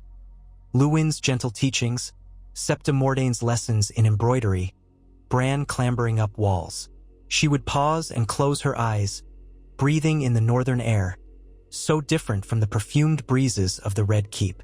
The nightmares of King's Landing lingered, where Joffrey had tormented her and Cersei's venom had been constant. Yet each day at Winterfell gave her a small measure of healing. She found comfort in her mother's arms, and even in the subdued presence of Arya, who hovered at the edges of conversation. Though the two sisters had once bickered incessantly, they now shared a bond forged by suffering. Sometimes, Sansa would catch Arya staring at her in concern, as if unsure whether to speak. Those glances grew less awkward over time. And then there was Arya. She moved through Winterfell's corridors with an alert grace, as if the castle were still a battlefield. The water-dancing footwork she had learned in King's Landing was second nature now. She had escaped the worst fates by her own cunning and skill, crossing swords with men who towered over her. She had battled fearsome knights, cut down a butcher of Harrenhal, and slain Gregor Clegane with her father's help. And yet, walking the courtyard where she had once chased cats, she felt a strange hollowness. Here in the North, the old ways of peace beckoned, but her mind would sometimes drift to the list. Island Payne was still alive somewhere. A few other names still lingered.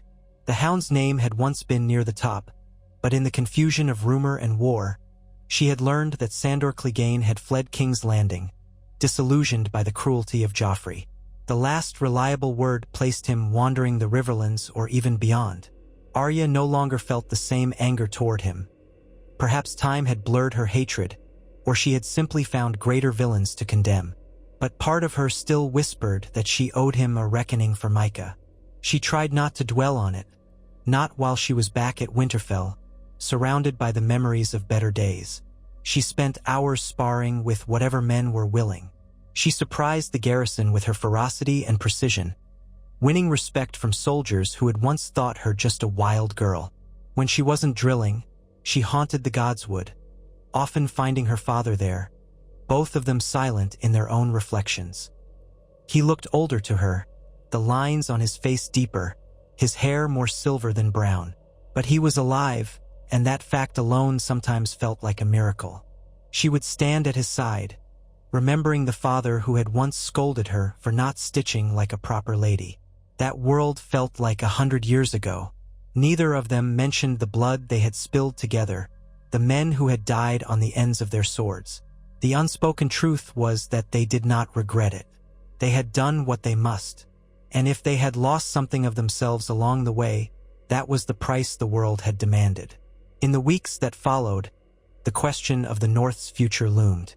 The war with the Lannisters had effectively ended in victory, if such a word could be used in the face of so much devastation. Tywin Lannister was dead, Joffrey poisoned, Cersei executed by Ned Stark's sword, and Jaime still lived in uncertain captivity, though Robb had considered letting him go in exchange for strategic concessions from the crown. Tommen sat as king, or so the Ravens said, but his power in King's Landing was severely curtailed by the new Regency Council dominated by the Tyrells and other houses once oppressed by the Lannisters. Even Dorne stirred, demanding justice for years of old grievances. The realm was in flux, and for the first time in a long while House Stark held a strong bargaining position. But what was that worth if the North was exhausted by war? They soon discovered that the Ironborn had not entirely abandoned their raids. Roose Bolton, who had been left as Castellan of the Dreadfort in the upheaval, sent word that the remnants of the Ironborn still prowled along the stony shore. Meanwhile, House Bolton itself raised eyebrows among the northern lords. Rumors circulated that Ramsay Snow, Roose's bastard, had taken advantage of chaos in the war to commit atrocities, particularly against small folk who refused to pay tribute. Ned and Robb convened the northern lords in the Great Hall, determined to unify them under a single cause, rebuilding the North. But the tension with House Bolton would not go away so easily. One chilly morning, Ned stood with Robb, Catelyn, and a select group of bannermen, among them the Manderleys, the Umbers, the Glovers, and a quiet, pale man who was introduced as the newly arrived envoy from House Bolton. This envoy wore the flayed man's sigil on his cloak, and his voice was a hollow echo in that hall. He relayed Roose Bolton's words that House Bolton stood ready to assist in eradicating any remaining Ironborn from the North Shores. However, he added, the Dreadfort required additional land rights as compensation for all they had suffered, especially after the War of the Five Kings. At once, the Great Hall erupted in mutters of discontent. None liked the notion of granting House Bolton more land. Robb listened with a clenched jaw, but Ned's eyes narrowed with subdued anger. He knew too much of Roose Bolton's methods to trust any display of magnanimity. As the discussion dragged on, it became clear that House Bolton was leveraging the North's current vulnerabilities. They wanted official recognition of certain disputed border territories. Robb was forced to remain diplomatic, acknowledging Bolton's help in the war, though in truth, Bolton's loyalty had often been uncertain. To hold the realm together, it seemed they had to negotiate with dangerous allies. Ned found himself standing behind Robb's seat, silently recalling the memory of Walder Frey's betrayal at the Twins. The old man had seemed so obliging once, and that courtesy had ended in a massacre. The lesson burned in Ned's mind, and he resolved not to let the same complacency guide them now. Later that day, the Stark family gathered for a private meal in the Solar. The meal was simple fare: roasted vegetables, freshly baked bread, and spiced wine. The bitter cold of the North was slowly creeping into Winterfell's halls, and the fires in the hearths danced with a bright warmth. Robb, wincing at the ache in his shoulder, set down his spoon and spoke quietly. We cannot afford another Fry situation, but the Boltons hold a position of strength in the east. We need them to help keep the Ironborn out, and to watch for any southern infiltration. Catelyn nodded, though her face was lined with worry. We do, but at what cost? Roose Bolton is not a man of honor, no matter how calmly he speaks. She glanced at Ned. Do you trust him? Ned answered in a grave tone. No, his words are always too smooth. Yet we must be cautious. The North has lost many men. We cannot march on the Dreadfort to unseat him without plunging ourselves into another war. Sansa, who had been listening quietly, ventured a timid suggestion. Could we keep him at a distance with polite gestures, so that he thinks we trust him, while we gather more information? If we appear too confrontational, we might force him into open rebellion. Perhaps he simply wants recognition. Arya frowned. Bolton wants more than that. Men like him always do. You should have seen men like Tywin or Walder Frey, always waiting for the right moment to drive a knife into your back. She shrugged, glancing at Ned. Father, we could do what we did in the war. Find ways to undermine him quietly. Find out if he's truly plotting something. If he is, we end it before it begins. Ned studied Arya's face. He heard the old echoes of the counsel he had given her in the darkest days of the war. Strike from the shadows. Show no mercy to those who would betray you. It had helped them survive, no doubt, but that was not the same as building peace. Yet he recognized the truth in her words. We will observe him, he said after a long pause. We will place watchers on the road to the Dreadfort, men loyal to us. We'll see what ravens come in and out. If House Bolton moves suspiciously, we'll be ready. Robb's hand drifted to the hilt of his sword, a reflex from the months of fighting. Agreed. And if it's treason, we cannot allow any more killings under guest right. We'll settle this on the field if we must, but it will be open, honorable. I will not become like Walder Frey. Arya sipped her wine, but Ned saw the flicker of disapproval in her eyes at the notion of waiting for honorable conflict. She had become someone who struck first, who believed that half measures only gave foes a chance to strike you from behind. Ned said nothing. This was Robb's rule, and so long as it kept the North safe, Ned intended to support his son. That evening, as the corridors darkened with torchlight, Arya found herself restless. She wandered the old ramparts, recalling memories of the day she had stood up there with Bran, both of them teasing each other about climbing. The silence of Winterfell at night felt comforting yet uneasy. Below, in the yard, a few guards circled with spears in hand, their breath fogging in the cold air. She leaned on the stone parapet, letting the chill wind brush her cheeks. Then she heard footsteps behind her. Turning, she saw Sansa. Her sister approached hesitantly. It was rare for Sansa to walk the ramparts alone at night.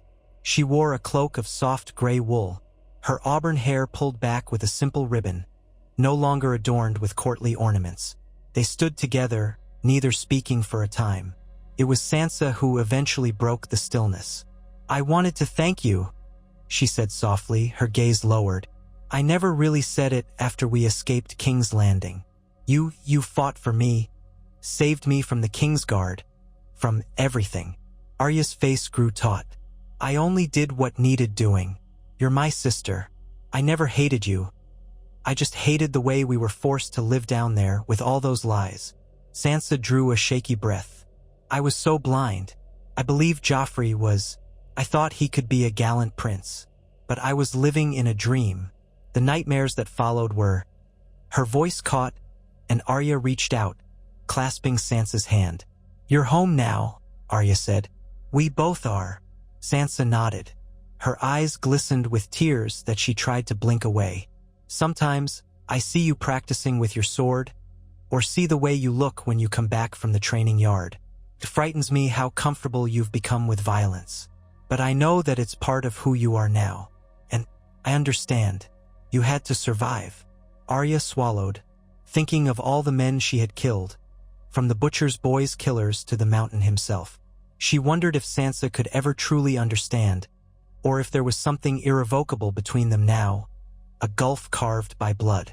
I don't know if I can go back to being the girl who chased cats around the keep, she said finally. Too much has happened, but I don't want to keep killing either, at least not without reason. Sansa put an arm around her sister's shoulder, a gesture that was awkward but honest. You saved me, she repeated, as if reminding Arya there was more to her than the blade. And you saved Father, in a way. He might have lost his head without you. I'll never forget that. Arya exhaled, letting a small, sad smile cross her lips. We've all saved each other, in one way or another. They stood like that for a while, two sisters under the cold northern sky, feeling for the first time in a long time that they might truly heal. Not long after, a raven arrived bearing troubling news from Castle Black. Jon Snow, who had joined the Night's Watch, sent word that disturbances beyond the wall were growing. Ominous sightings of the dead walking were reported by wildlings and black brothers alike. Lord Commander Mormont had sent multiple warnings, urging the realm to prepare. With the war in the south winding down, a new threat loomed in the far north, older and more terrifying than any southern schemer. Ned read the parchment by lantern light in his solar, hands trembling at the words. He had always heard the old tales. Now, to read such dire claims from Jon made his heart pound. If they were true, all that bloodshed in the south could pale in comparison to the danger that might descend upon them in the coming winter. The next day, he discussed it with Robb and Catelyn. Robb, battered though he was, seemed reluctant to divert attention from the North's immediate issues. They had to rebuild, keep watch on the Boltons, quell the Ironborn, and reassert security in the region. Yet Ned insisted that the matter of the wall was urgent. They could not ignore repeated warnings from the Night's Watch. Catelyn, who had never been fond of Jon Snow, admitted that the letters bore undeniable seriousness. She saw the fear in Ned's eyes. They ultimately agreed that Ned would dispatch a contingent of loyal men to Castle Black to investigate. If the threat was real, they would plan accordingly. Arya overheard some of this discussion through the open door of the solar. When Ned emerged, she caught his arm. "You believe it, don't you? That something is stirring in the far north." Ned sighed. "I do. Perhaps it's wildling raids or something else. But I recall old stories. I will not dismiss them so easily. Jon wouldn't write this unless he believed it, or saw it with his own eyes."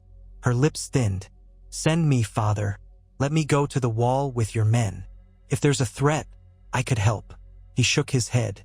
"No, I need you here. Robb may have to move against the Ironborn or keep an eye on Bolton, and I need someone I trust. Someone who can do what must be done if treachery rears its head." He paused, placing a hand gently on her shoulder.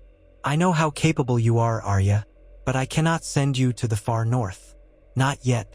The men I'm sending are seasoned rangers and a few of our best scouts."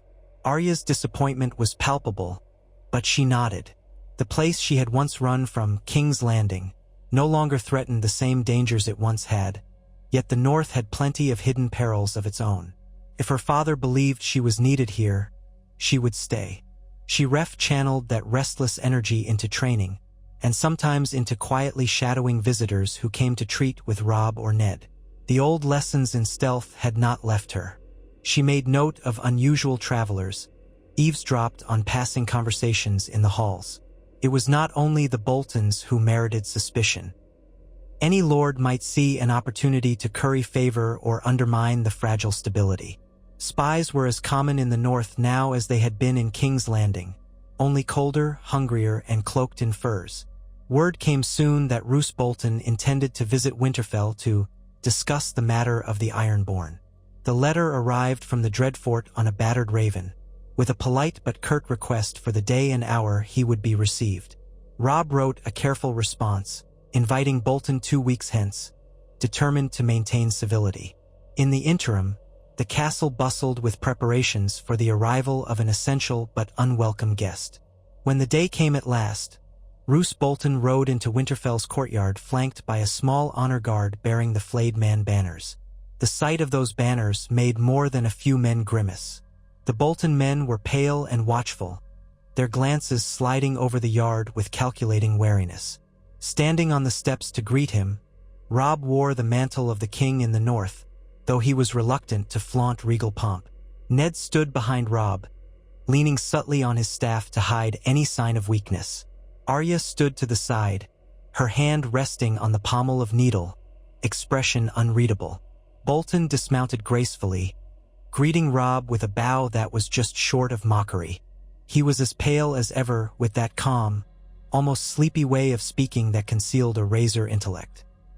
He inquired after Catelyn's health, offered some small pleasantries about the mildness of the summer snows, and accepted Winterfell's hospitality as though he were an old friend.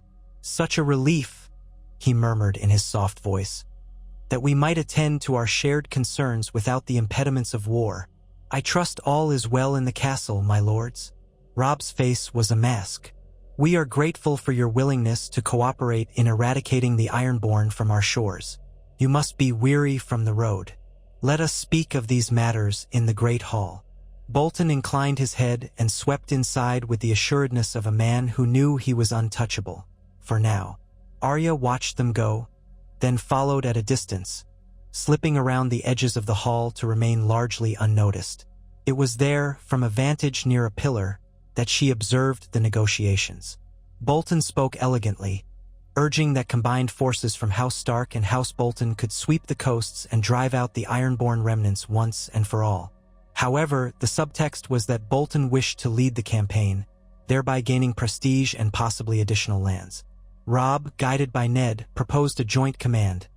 Men from House Manderley of White Harbor would join Bolton's men, with Winterfell's own forces providing oversight. It was carefully worded so that Bolton would not appear subordinate, but neither could he claim full autonomy.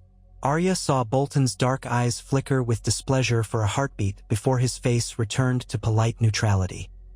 He agreed, praising Robb's wisdom. He suggested that they celebrate with a feast in the evening, as a show of unity for the northern cause. And so that night, Winterfell's great hall filled with the clamor of a modest feast. There was salted fish, roasted goat, vegetables from the castle gardens, and a strong ale from the Manderley stores.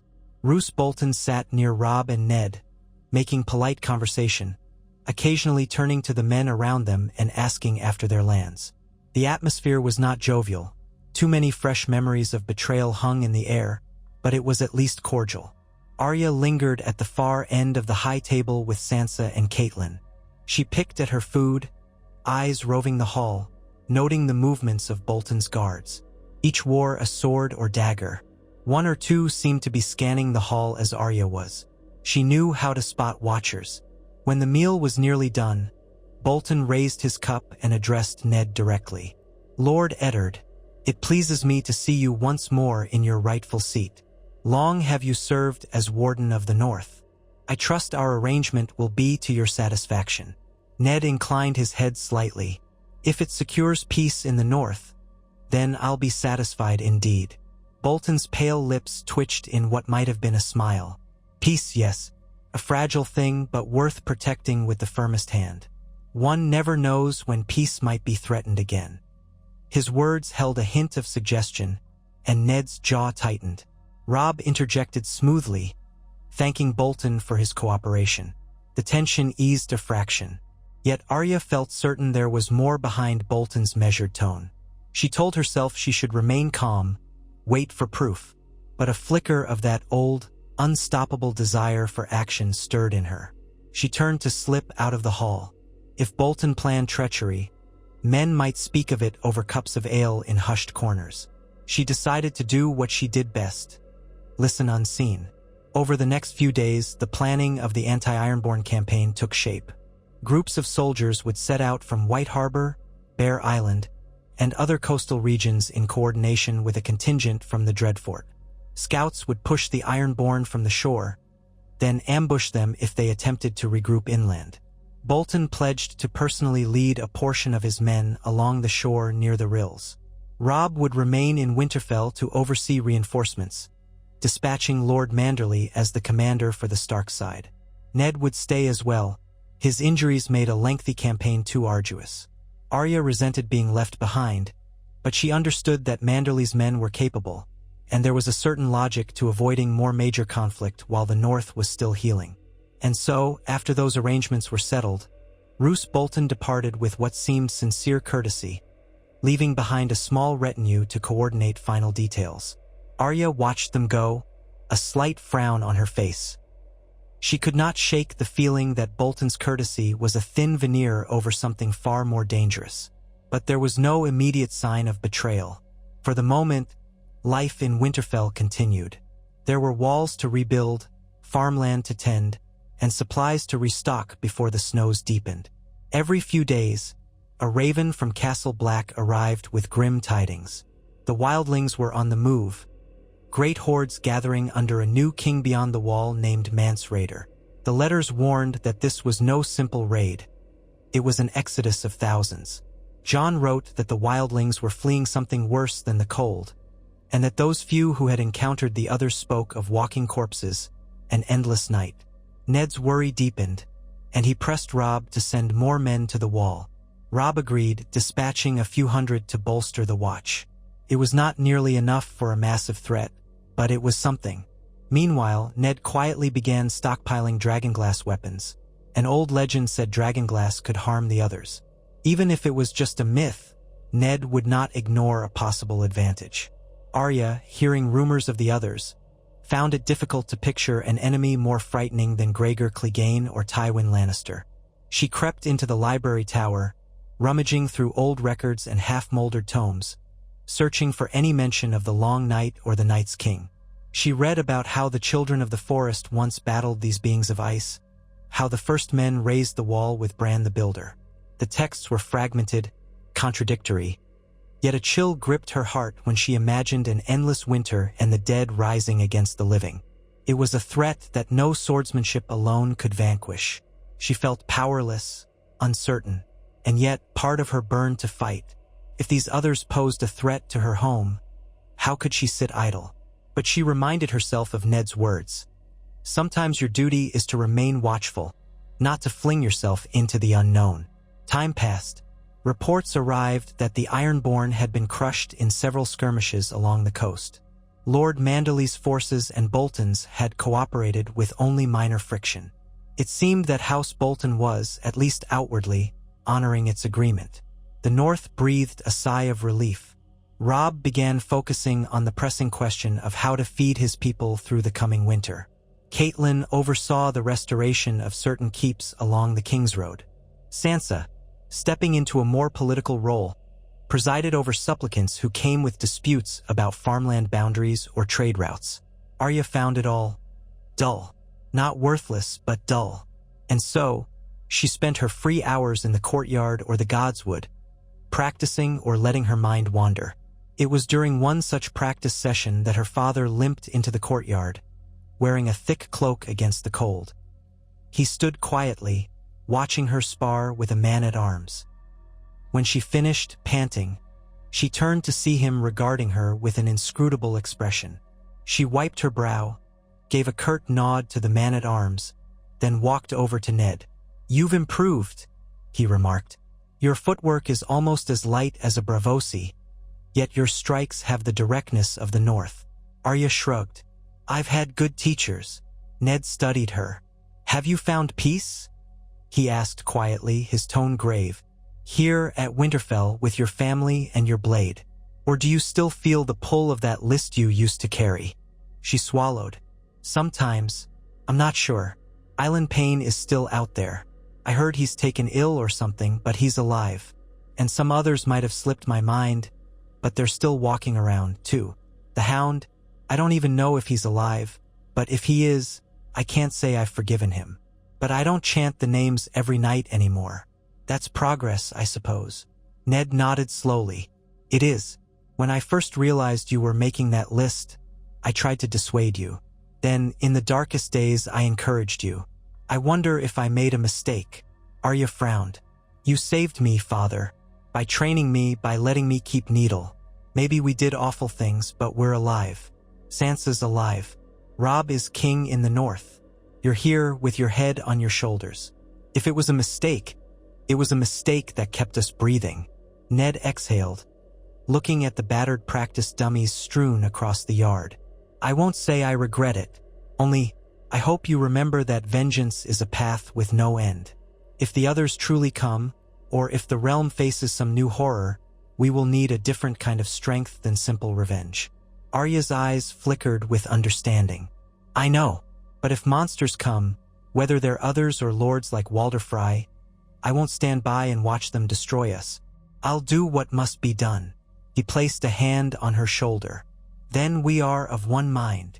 A fortnight later, a raven arrived with unexpected tidings. A band of Sellswords, rumored to have once worked for the Lannisters, was prowling in the upper Riverlands, harassing small folk loyal to House Tully and, by extension, the Starks. Rumors suggested these Sellswords were led by a fearsome knight who had served in the Mountain's retinue. When the news reached Arya, she felt her heart constrict in an old spasm of rage. The Mountain was dead, but his men had spread havoc for years. She recalled the stories of Harrenhal of torture and brutality. The idea that some of those men still roamed free, harming innocents, made her fists clench. Robb, hearing the complaints from Edmure Tully, decided to send a small force to deal with the problem, led by one of his bannermen. But Arya volunteered insistently. She argued that she knew how these men fought, that she had once been in Harrenhal and seen their cruelty. Her father hesitated, but seeing the determination in her eyes, he agreed. Robb concurred, giving her a contingent of about 50 men. They were to ride south, track down the Sellswords, and bring them to justice in the name of House Stark and House Tully. In truth, Ned wanted to accompany her, but his injuries made travel difficult. He had to trust Arya. It would be her first mission in the North's name without him right beside her. The night before she left, he found her in the Godswood, kneeling by the heart tree, as she had often found him. She turned when she heard his uneven footsteps on the moss. "I'll be careful," she said quietly, forestalling his admonition. "I know we're going after dangerous men, but we have the advantage of surprise. They won't be expecting a Stark to ride against them. They probably don't even know the war is mostly done." He approached her, resting a hand on her shoulder. "Remember your training, lead your men well, and if you confront them, do not let vengeance cloud your judgment. We want them ended or captured, but you have a duty to protect your men first." Arya nodded, her gray eyes steady. "I will, father. Thank you for trusting me." He offered a wan smile. "Return safely. The North has lost too many Starks." Early the next morning, Arya departed Winterfell at the head of her small troop. They bore the direwolf banner, a sight that filled her with pride and a sense of responsibility. Many of the men were seasoned veterans of the war against the Lannisters, men who had followed Robb to the Twins and beyond. Some had seen her fight. Others only knew rumors of the Wolf Girl, who'd killed knights twice her size. She did her best to project confidence as they rode out, though inside she felt a flutter of anxiety. She knew how quickly battles could go wrong. The journey south took them through the Neck, past Moat Caelin's ruined towers, and on into the Riverlands, where the devastation of war still lingered in burned villages and broken holdfasts. Refugees had drifted back to rebuild, plowing fields that had been salted or trampled. The group's presence drew both cautious looks and hopeful pleas for help. Arya listened to each story she heard. Bandits robbing travelers, outlaws who wore no sigil, the remains of Lannister loyalists preying on the weak. It fueled her determination. She recalled the days she had been forced to flee through these same lands, just a little girl with a sword, trying not to starve. Now she rode with soldiers to protect these people. They finally picked up the Sellswords trail near a scorched village called Greenwell. The villagers reported that a band of about 30 men had come through 2 days before, demanding tribute. They took what little food was left, and threatened to burn the place down if they didn't hand over more silver. The men had worn a mix of battered armor, some with remnants of Lannister crests scratched off, others with no heraldry at all. One man had been particularly cruel, calling himself Ser Giles, claiming to have served under the mountain. Arya's mouth set in a grim line at that name. He would pay for the terror he inflicted. Tracking the Sellswords took another day. They found the raiders' camp tucked near a bend in the river, hidden by a stand of willow trees. Arya's scout returned, reporting that they were at least 30 strong, with a few horses. The Sellswords had posted only minimal lookouts, apparently confident that no large force remained in the Riverlands to threaten them. Arya conferred with the sergeant who was second in command. They agreed on a plan. Half their men would circle around the camp at dawn, blocking any retreat, while Arya led the other half in a direct assault from the front. They could catch them in a pincer, hopefully forcing a surrender without too much bloodshed. At dawn, the plan sprang into action. Arya led her group through the mists, creeping up on the dozing sentries. Her heart pounded, but she kept her mind clear. She recalled her father's instructions. Do not let vengeance overshadow your duty. She signaled 2 archers to loose arrows at the posted guards, bringing them down before they could raise the alarm. Then they rushed in, steel flashing in the early light. The Sellswords staggered awake, scrambling for weapons. Some tried to mount horses, only to be met by the other half of Arya's men surging in from the flank. Shouts, curses, and the clash of steel filled the air. Arya herself advanced quickly, needle in hand, scanning for the one they called Ser Giles. She spotted a tall man in partial plate, wielding a long sword. He bellowed orders for his men to form a shield wall, but it was too late. The Stark's encirclement was nearly complete. A few Sellswords dropped their weapons, shouting surrender. Others fought on desperately. Arya parried a slash from a lean, mustached man who snarled curses at her. She stepped inside his guard and sank needle into his shoulder, then wrenched it free. He went down with a howl. Another came at her from the side, but one of her soldiers blocked him. The fighting was chaotic, but the Sellswords were clearly outmatched. At last, she found herself face to face with Ser Giles. He brandished his long sword, a jagged scar across his nose. He sneered when he saw how small she was. "A pup leading men?" he growled. "I've cut down your kind before." She gave him no time for boasting. She feinted left, then darted right, needle flicking out. His plate protected most of his torso, but she spied a gap near his hip. She struck, scoring a line of blood. He roared, swinging wildly.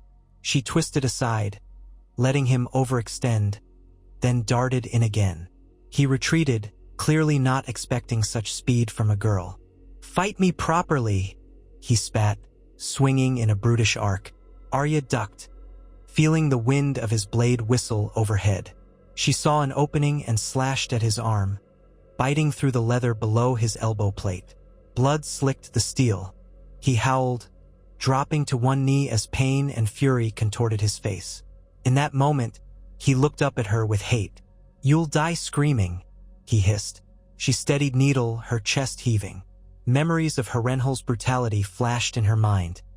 Men tortured at the mountain's command, mothers pleading for their children. She recalled the vow she had made to cross every monster off her list. Ser Giles might have been one of those monsters, or he might have been just another Sellsword who'd chosen the wrong side. The lines blurred in the middle of war, but she remembered her father's words. "If you pass the sentence, you must swing the sword, and do it quickly." He lunged at her, a final desperate strike. She stepped back, feeling the cold determination settle in her gut. With one swift motion, she thrust needle into the gap of his gorget. He choked, eyes wide, blood welling around the blade. She withdrew, and he collapsed face first into the dirt. Around them, the last Sellswords threw down their arms, seeing their leader fall. After the fight, the Stark's men rounded up the survivors, 8, trembling and bruised. Arya surveyed them grimly. They had robbed, killed, and burned their way across the riverlands. There would be no leniency. Still, she remembered how Ned had handled such matters. She declared that they would face Stark justice for their crimes. The men would be bound and marched to Riverrun, where Edmure Tully or a Stark representative could preside over their fates.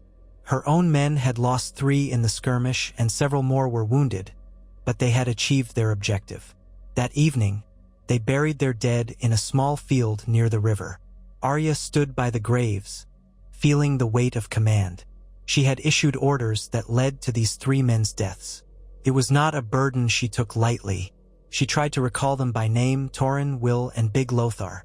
All had died well, the others said, fighting to protect the realm. She wondered if they had families somewhere in the north, waiting for them to return. That sting of guilt gnawed at her, but she tried to soothe it with the knowledge that they had done a necessary deed. A few days later, they arrived at Riverrun, escorting the prisoners under guard. Edmure Tully greeted Arya warmly, marveled at her presence, then soberly agreed to oversee the Sellsword's trial.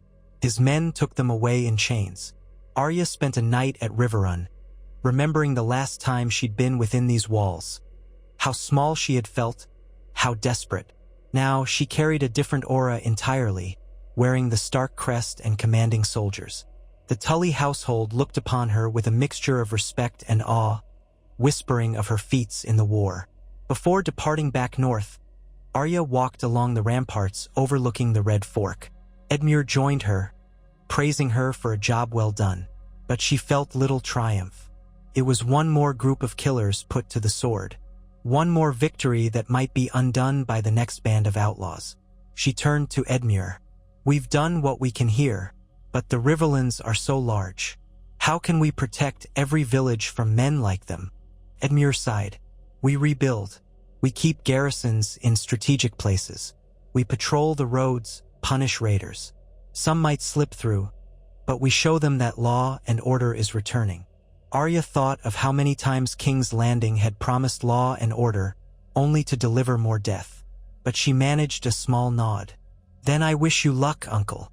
She departed the next morning, leading her men back toward the neck.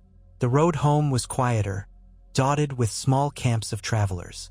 No longer in a rush, they made steady progress northward, even taking time to help a group of peasants threatened by a pack of wolves. Arya found it strangely poetic, wolves harassing the small folk, while the men who followed the direwolf banner came to their aid. She and her soldiers scattered the pack with a few arrows, then shared a portion of their provisions with the grateful peasants. Just before they reached Moat Cailin, a messenger caught up to them. The man wore stark colors and carried an urgent missive. Arya opened it under a torch, scanning the words in the flickering light. The letter was from her father, and it began with an apology. I regret to burden you with more strife, but events have moved quickly at Winterfell. We have learned troubling news from the Dreadfort. Roose Bolton's son, Ramsay Snow, has been committing gruesome acts against our people. Worse, there are signs the Boltons might be amassing more men than needed for their campaign against the Ironborn. Robb plans to confront them. Return with haste. We need you here. Arya's breath caught. She remembered her father's warnings. Now it seemed her suspicions had been correct. Bolton had been biding his time. She pictured the flayed man banners, the hush in Roose's voice. Another wave of violence threatened the north, this time from within. She crumpled the letter, her hands trembling with anger and concern. At dawn, she drove her troop hard toward Winterfell, pushing through the swamps of the Neck and onward. Days blurred as they rode, exhaustion mounting, but the urgent call of home pressed them on. At last, they reached the familiar site of Winterfell's walls. She found the castle in a state of tense readiness.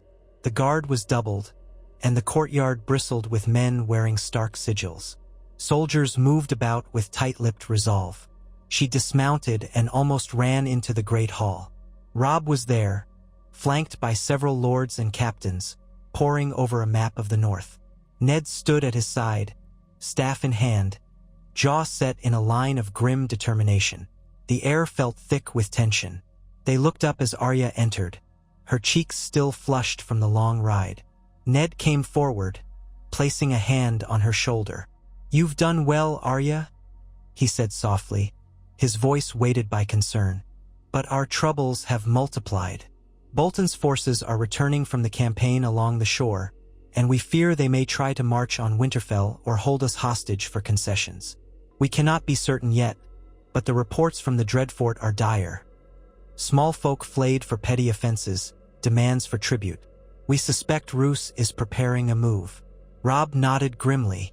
"We can't allow it. I won't see another red wedding.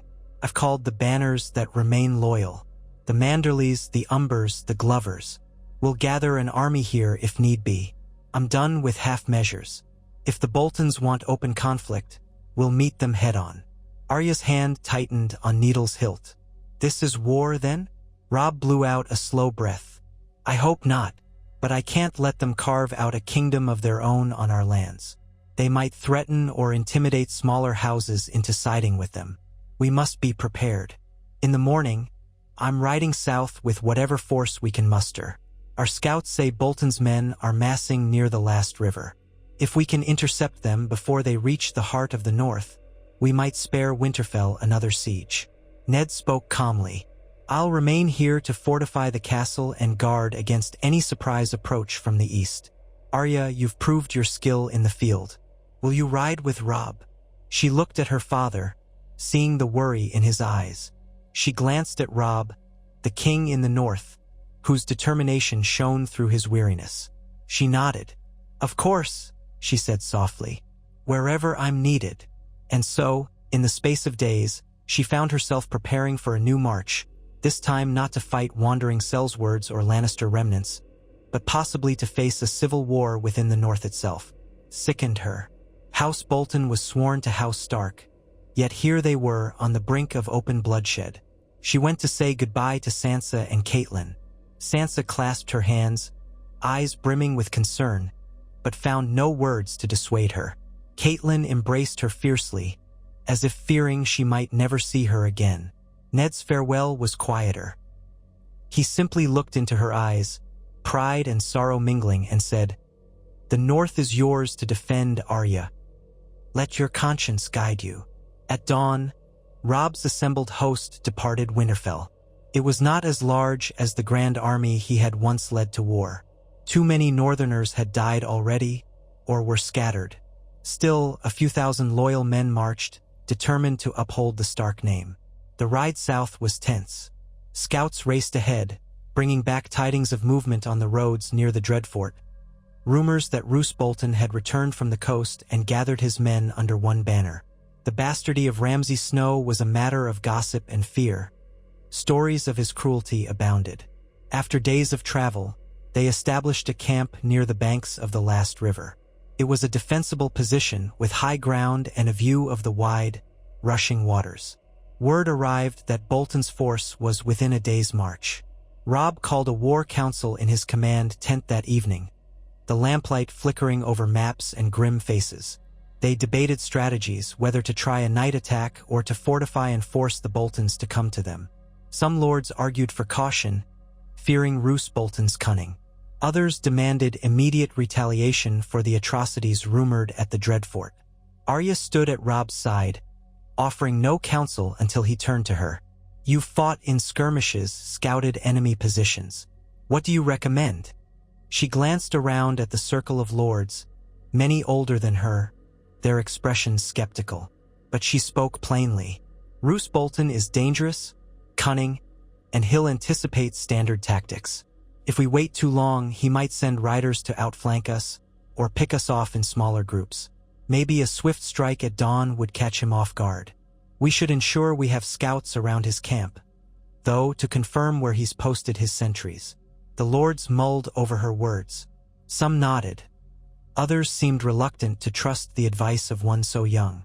But Robb folded his arms, considering. "A dawn attack might be our best chance. We have the advantage of knowing exactly where he is. He can't easily hide an army. If we let him cross the last river, we risk him slipping away or harrying our supply lines." No one had a better plan. In the end, they agreed to send out triple the usual number of scouts that night, confirm the Boltons' exact positions, and strike at first light if the conditions were favorable. Arya felt a mixture of anxiety and cold resolve. She hated the idea of fighting fellow Northerners, but if House Bolton's ambition threatened to tear the North apart, they had no choice. That night, she slept fitfully in a small tent, her hand curled around Needle's hilt beneath her blankets. Memories of previous battles, from the throne room in King's Landing to the ambush on the Sellswords, spun in her mind. She thought of her father, the heartbreak in his eyes when he told her to protect the North. She whispered some old prayers, reciting names of those who had fallen, and tried not to let her mind wander to the possibility that she might be among them soon. Before dawn, she joined Robb and the other leaders at the rally point. The scouts had returned with word that Bolton's host camped along a shallow stretch of the river, their guard somewhat relaxed. They likely thought the Starks would not risk a preemptive strike. As first light stained the sky, Robb gave the order to form battle lines, dividing the cavalry and infantry into flanking groups. Arya was assigned to a smaller cavalry group under Lord Umber. She wore boiled leather over a mail shirt, a Stark cloak pinned at her shoulder. She had parted ways with the heavier armor the men wore, preferring speed for her style of fighting. The horns sounded, echoing through the crisp morning air. The northern host advanced over rolling hills, the sun barely cresting the horizon. A low mist clung to the ground, muting the clank of armor and harnesses.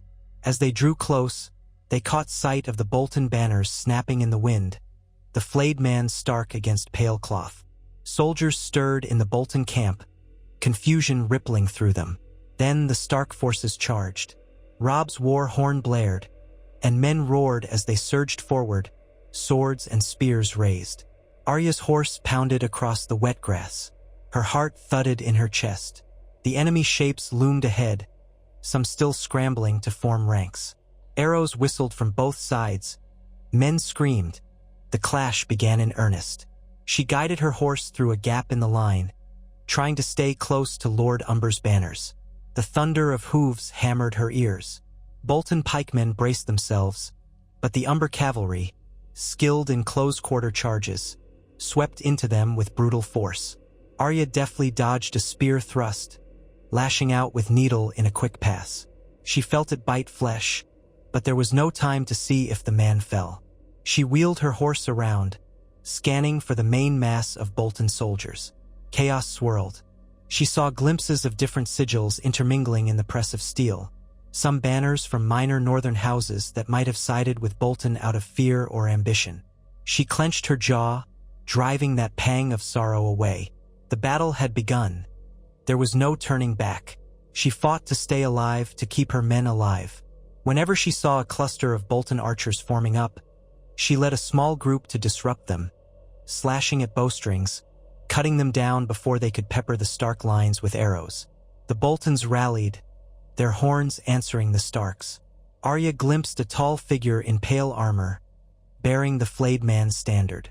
Could it be Roose Bolton himself? She spurred her horse forward, ignoring the burning ache in her sword arm. The crush of bodies surged, forcing her to slow, nearly unseating her as a pike lunged at her horse's flank. She twisted and parried, half falling from the saddle. A strong arm grabbed her by the cloak, hauling her upright. She recognized one of her men, who shouted for her to move back. The lines had collapsed into a brutal melee, leaving cavalry at a disadvantage. She dismounted rather than be pinned. The horse broke away in a panic, but she was more comfortable on her feet anyway. Needle in hand, she slipped through the swirling conflict, searching for the heart of the Bolton force. She ducked a sword slash, countered with a thrust to the attacker's thigh. Blood spattered her boots. She forced herself not to waver. This was war, a horror that never changed no matter how righteous the cause. To her left, a group of Stark men was locked in a pitched fight against heavily armored Bolton knights. She sprinted to help, weaving under the wide arc of a mace to stab at a gap. The knight bellowed as her blade slid into the joint at his knee. He toppled. Another knight advanced with a roar, but a Stark soldier hamstrung him from behind. Arya found herself panting, the tang of iron on her tongue, the screams of the wounded all around. A horn blast cut through the din, urgent and high. In the distance, she saw Robb's banner moving, trying to circle around. Another force of Bolton men was pressing in from the flank, attempting to envelop the Starks. The battle teetered on a knife's edge.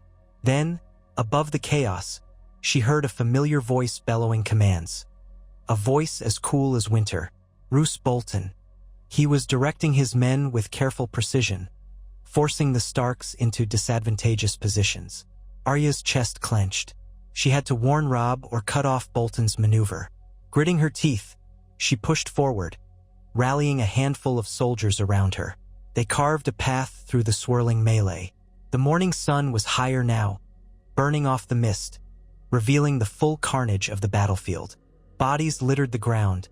Men writhed in pain. Crows circled overhead. She almost slipped on the slick grass, caught herself, and pressed on. At last, she saw him. Roose Bolton, mounted on a pale horse, wearing armor of muted steel, his face expressionless. He surveyed the BA, Tull with unsettling calm, his eyes flicking from one cluster of combatants to another. He called out to his bannermen, and they spurred forward, isolating a segment of Stark infantry. Arya recognized the potential for disaster. If those Stark men were overwhelmed, the entire flank might collapse. She ran toward him, half expecting someone to intercept her. Several Bolton soldiers did try, but her Stark companions engaged them, buying her a chance. She weaved past a man with an axe, parried another's sword, darted around a rearing horse. Bolton was only 10 yards away. She heard her own heartbeat pounding in her ears. The man had manipulated the North, orchestrated cruelty at the Dreadfort, and now threatened Winterfell itself. He was an enemy, perhaps more cunning than any she had faced before. She recalled the day she and Ned had ended Gregor Clegane. That had been a monstrous foe, physically imposing. Roose Bolton was more subtle, but no less dangerous. Arya set her jaw. She was not the frightened girl who had once cowered in Flea Bottom. She was the daughter of Eddard Stark, tempered by war, guided by justice. Bolton spotted her at the last moment. She saw a flicker of recognition in his pale eyes, perhaps surprised that she had gotten so close. He jerked the reins, urging his horse back. She seized the moment, rushing forward, aiming to strike at his leg. But he was quick, guiding the horse sideways, deflecting her thrust with a sudden slash of his sword. Sparks flew as steel met steel. Arya was nearly knocked off balance. He regarded her coolly. "Lady Arya," he said in that soft voice, "it seems you've inherited your father's penchant for meddling. So unfortunate." She glared up at him, her breathing ragged. "You betrayed the North. You flay our people. You're no better than the Lannisters." A ghost of a smile touched his lips. "One must do what is necessary to maintain power. Your father should know that by now." He struck again, forcing her back. She dodged under the horse's neck, slashing upward. The horse reared, screeching in pain as needle cut its flank. Bolton lost control for an instant, toppling sideways in the saddle. Arya lunged at him, but he twisted, his sword whirling. She barely parried in time, the impact numbing her arm. He slid from the horse, landing gracefully despite the chaos around them, and they stood face to face.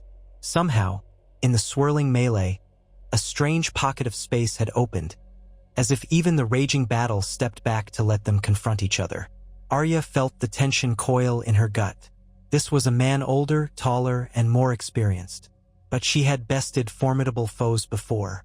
She centered herself, remembering Syrio Farrell's instruction. Swift as a deer, quiet as a shadow. They exchanged blows, steel ringing. Bolton moved with a careful economy of motion, each parry precise, each riposte aimed to kill. Arya darted in, scoring a shallow cut on his forearm. He hissed, face twisting momentarily. She pressed the attack, feinting high, then striking low, but he was too cunning to fall for it. He sidestepped her blade, driving his pommel into her side. Pain lanced through her ribs, stealing her breath. She stumbled, nearly dropping needle. He advanced, sword raised. "You should have stayed at Winterfell, child," he murmured. "Mercy was always beyond my means, but perhaps I would have allowed you a quick death." Arya gritted her teeth, remembering the last time she had stood in the face of certain doom. She did not yield. Instead, she surged upward, deflecting his overhead blow and twisting away. Her ribs screamed in pain, but she focused on the moment. "Do not let vengeance cloud your judgment," her father had said, but in this moment vengeance and duty seemed aligned. She refused to see the North fall to this traitor. They circled each other, ignoring the broader battle that raged around them. Bolton lunged, aiming for her shoulder. She parried late, the edge of his blade slicing her upper arm. A hot spasm of pain jerked through her. Blood soaked her sleeve. She grit her teeth, refusing to cry out. If she gave him a moment's advantage, he would finish her. She scurried backward, mind racing. She needed an opening. One of Robb's bannermen, seeing the direwolf crest on her cloak and Bolton pressing the attack, rushed to help. He swung a broad axe at Bolton, forcing him to turn for an instant. Arya seized that moment. She dashed forward, ignoring the pain in her arm, and stabbed needle at Bolton's flank. But in a move that seemed unnaturally quick, Bolton spun away, letting the axe blow clang off his armor. Then he countered with a strike that cut the bannerman down in a single stroke.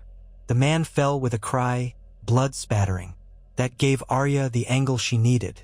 While Bolton was still pulling his sword free, she lunged, aiming for the vulnerable gap just beneath his breastplate. Her thrust struck home. Bolton's pale eyes widened in genuine shock. He tried to bring his sword around, but it was too late. Arya twisted the blade, feeling the give of flesh under steel. Roose Bolton staggered, blood bubbling at his lips. He stared at her as if seeing her for the first time, an inscrutable look that could have been rage or cold amusement. Then his sword slipped from his fingers, and he collapsed to his knees. Arya pulled Needle free, panting. She remembered Gregor Clegane's final roar, Meryn Trant's last gasp. Now another name left her list. She had to be sure. Without hesitation, she brought Needle across his throat in a swift slash. Blood poured, and Roose Bolton slumped lifeless to the ground. The moment felt simultaneously climactic and hollow. Around them, the battle continued, but pockets of Bolton men began to falter as rumors spread that their lord had fallen. Some threw down arms, others tried to flee. Arya stood trembling, her bloodied sword in hand, staring at the body of the man who had nearly broken the north from within. She felt no triumph, only the steady pounding of her heartbeat and the searing pain in her arm. When she finally looked up, she saw Robb riding toward her, half his face smeared with dirt and sweat. He took in the scene, recognized Bolton's corpse. Relief and shock mingled in his expression. He slid from his horse, stepping over the carnage to reach her. "Arya," he said, breath ragged. "Are you hurt?" She pressed her free hand to the gash in her arm. "I'll live," she managed, her voice shaking. Robb exhaled, nodding, then looked down at Bolton. You ended him." Arya felt tears burn at the corners of her eyes. "He gave me no choice. He would have killed you, killed all of us. He was a traitor." Robb's gaze flicked back to her. In that moment, he did not see the little sister who used to quarrel with Sansa, or the child who once shot arrows badly in the yard. He saw a warrior, battered and grim, still in her teenage years but aged by the fires of war. He reached out, rested a hand on her good shoulder. "You did your duty. The North is grateful." She nodded, swallowing back a torrent of emotion. All around them, the tide of battle was turning decisively. With their leader gone, most of the Bolton forces either surrendered or broke rank. Some of the smaller houses that had joined Bolton rushed to disclaim any knowledge of treason, insisting they had been coerced. Others were cut down in the rout, refusing to yield. By midday, the battlefield was quiet except for the groans of the injured. Victory belonged to House Stark, but at a steep cost in lives. Robb commanded a cessation of hostilities, ordering his men to accept surrender from any who laid down arms. He dispatched riders to pursue the last pockets of resistance, though many likely melted into the countryside. No one knew what had become of Ramsay Snow, though rumors whispered he had fled the battlefield early. Arya did not relish the idea that a monster like Ramsay might still roam free, but at least the immediate threat was ended.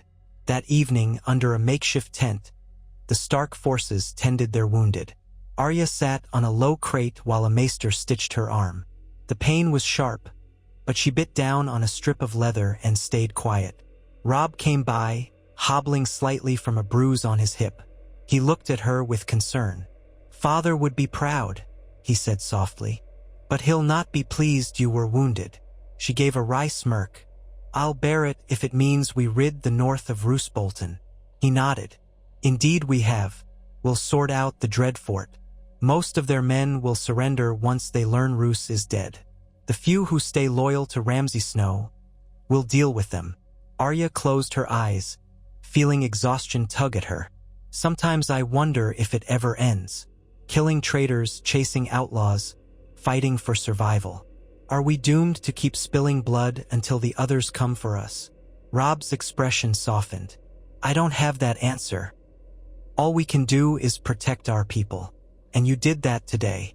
You avenged every man, woman, and child Bolton ever harmed." She recalled the words Ned had said to her so many times.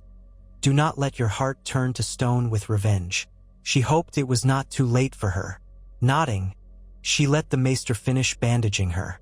Once the pain ebbed slightly, she walked through the rows of wounded, offering words of comfort to the men who had followed her into battle. Some had dire injuries, others only minor scrapes. Each one looked at her with a kind of respect, and she realized they saw in her not a child, but a Stark. By the next morning, riders brought news of the battle's result to every corner of the north. Ned Stark in Winterfell received word of Roose Bolton's death and the surrender of most of his forces. He felt an immense weight lift from his chest. Yet as he read the details, how Arya had delivered the final blow, his eyes brimmed with conflicting emotions: pride, sorrow, relief. He closed the Raven's message and gazed at the weirwood, whispering a thanks to the old gods that his daughter still lived. In the weeks that followed, the Starks consolidated their victory. Robb accepted oaths of fealty from lesser houses that had wavered, granting them conditional mercy. The Dreadfort was placed under Stark control, the Boltons stripped of their titles. Ramsay Snow remained at large, though some rumored he had been killed by outlaws while fleeing. Without their overlords, the Dreadfort's men mostly capitulated. Order was restored to the north, albeit a brittle one. Arya returned to Winterfell to the cheers of men who saluted her as the warrior wolf. Ned welcomed her with an embrace that reminded her of simpler days, and Sansa rushed to her side, both sisters gripping each other's hands. The wound on Arya's arm healed into a scar, one more to add to the story of her life since leaving Winterfell as a child. She stood in the courtyard, looking up at the sky, wondering if the gods would grant them peace at last. But the crows perched on the walls seemed to portend otherwise. Word from Castle Black grew more urgent with each raven. The wildlings were massing in record numbers, the others sighted beyond the far forests. Winter was not only coming, it was nearly here, and so, though they had beaten back the Lannisters, though Arya had crossed many names off her list, though Roose Bolton's treachery lay in the grave, the realm's greatest challenge still loomed. On a crisp afternoon, she found Ned in the Godswood. He turned, hearing her approach, and smiled faintly. They walked together among the ancient trees, red leaves drifting around them like silent witnesses. She told him of the Bolton battle, of the moment she had driven Needle into Roose's flesh. He listened, somber, asking only a few questions. At length, she said, "Do you think it's over? That I can finally—" She paused, uncertain how to phrase it. "Can I lay aside the sword, father?" He gazed at the heart tree, the carved face weeping red. "The world will always have threats, child. We cannot truly lay aside our swords forever. But we can choose what we fight for. Not just revenge, not just survival. We fight for the living, for our family, for a future we can believe in. That is the difference." She nodded, touched by his words. "I still hate them all. Those who hurt us, who would hurt us again. But it doesn't consume me as it once did. I don't want to lose myself entirely to the blade." He placed a hand on her head, a paternal gesture that made her feel, for a moment, like a little girl again. "You have a good heart, Arya. War tried to harden it, but I see it still beats with compassion. Let that guide you in the battles to come." She swallowed. "The battles to come? You mean the others?" He nodded, face grave. "Yes, the realm squabbled while an ancient darkness gathered. Even the Targaryen girl across the sea might return with dragons, from what we hear. The world is shifting, but we Starks have each other. And that, I believe, is our greatest strength." Arya leaned against him, feeling the solidity of his presence. She closed her eyes, remembering how many times she had almost lost him. Yet here he was, alive, still dispensing his quiet wisdom. The old gods watched from the weirwood as father and daughter shared a moment of peace among the swirling leaves. They would face the winter together. If the others marched on the wall, if dragons descended from the east, if any new tyrant rose to threaten their home, House Stark would stand as one. And Arya, who had walked the darkest paths, who had carried a kill list and spilled the blood of fearsome men, would do her part. She might never be that carefree child again, but she had found purpose beyond mere vengeance. She had become a protector, a sword in the darkness for her family and for the North. When at last they emerged from the Godswood, the sunlight had shifted, casting long shadows across the courtyard. The days were growing shorter, the winds colder.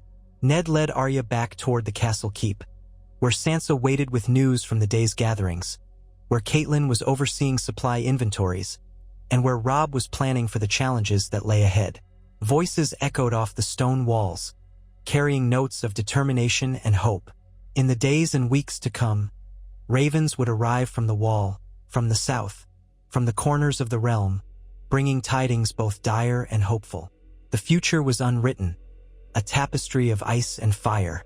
Yet through it all, the Starks remained at Winterfell, battered but unbowed, shaped by war yet not defeated by it. And at the heart of that family stood Arya Stark, her sword ever ready, her heart still beating with the warmth of home. She had learned to wield vengeance as a tool, but also to temper it with mercy when she could.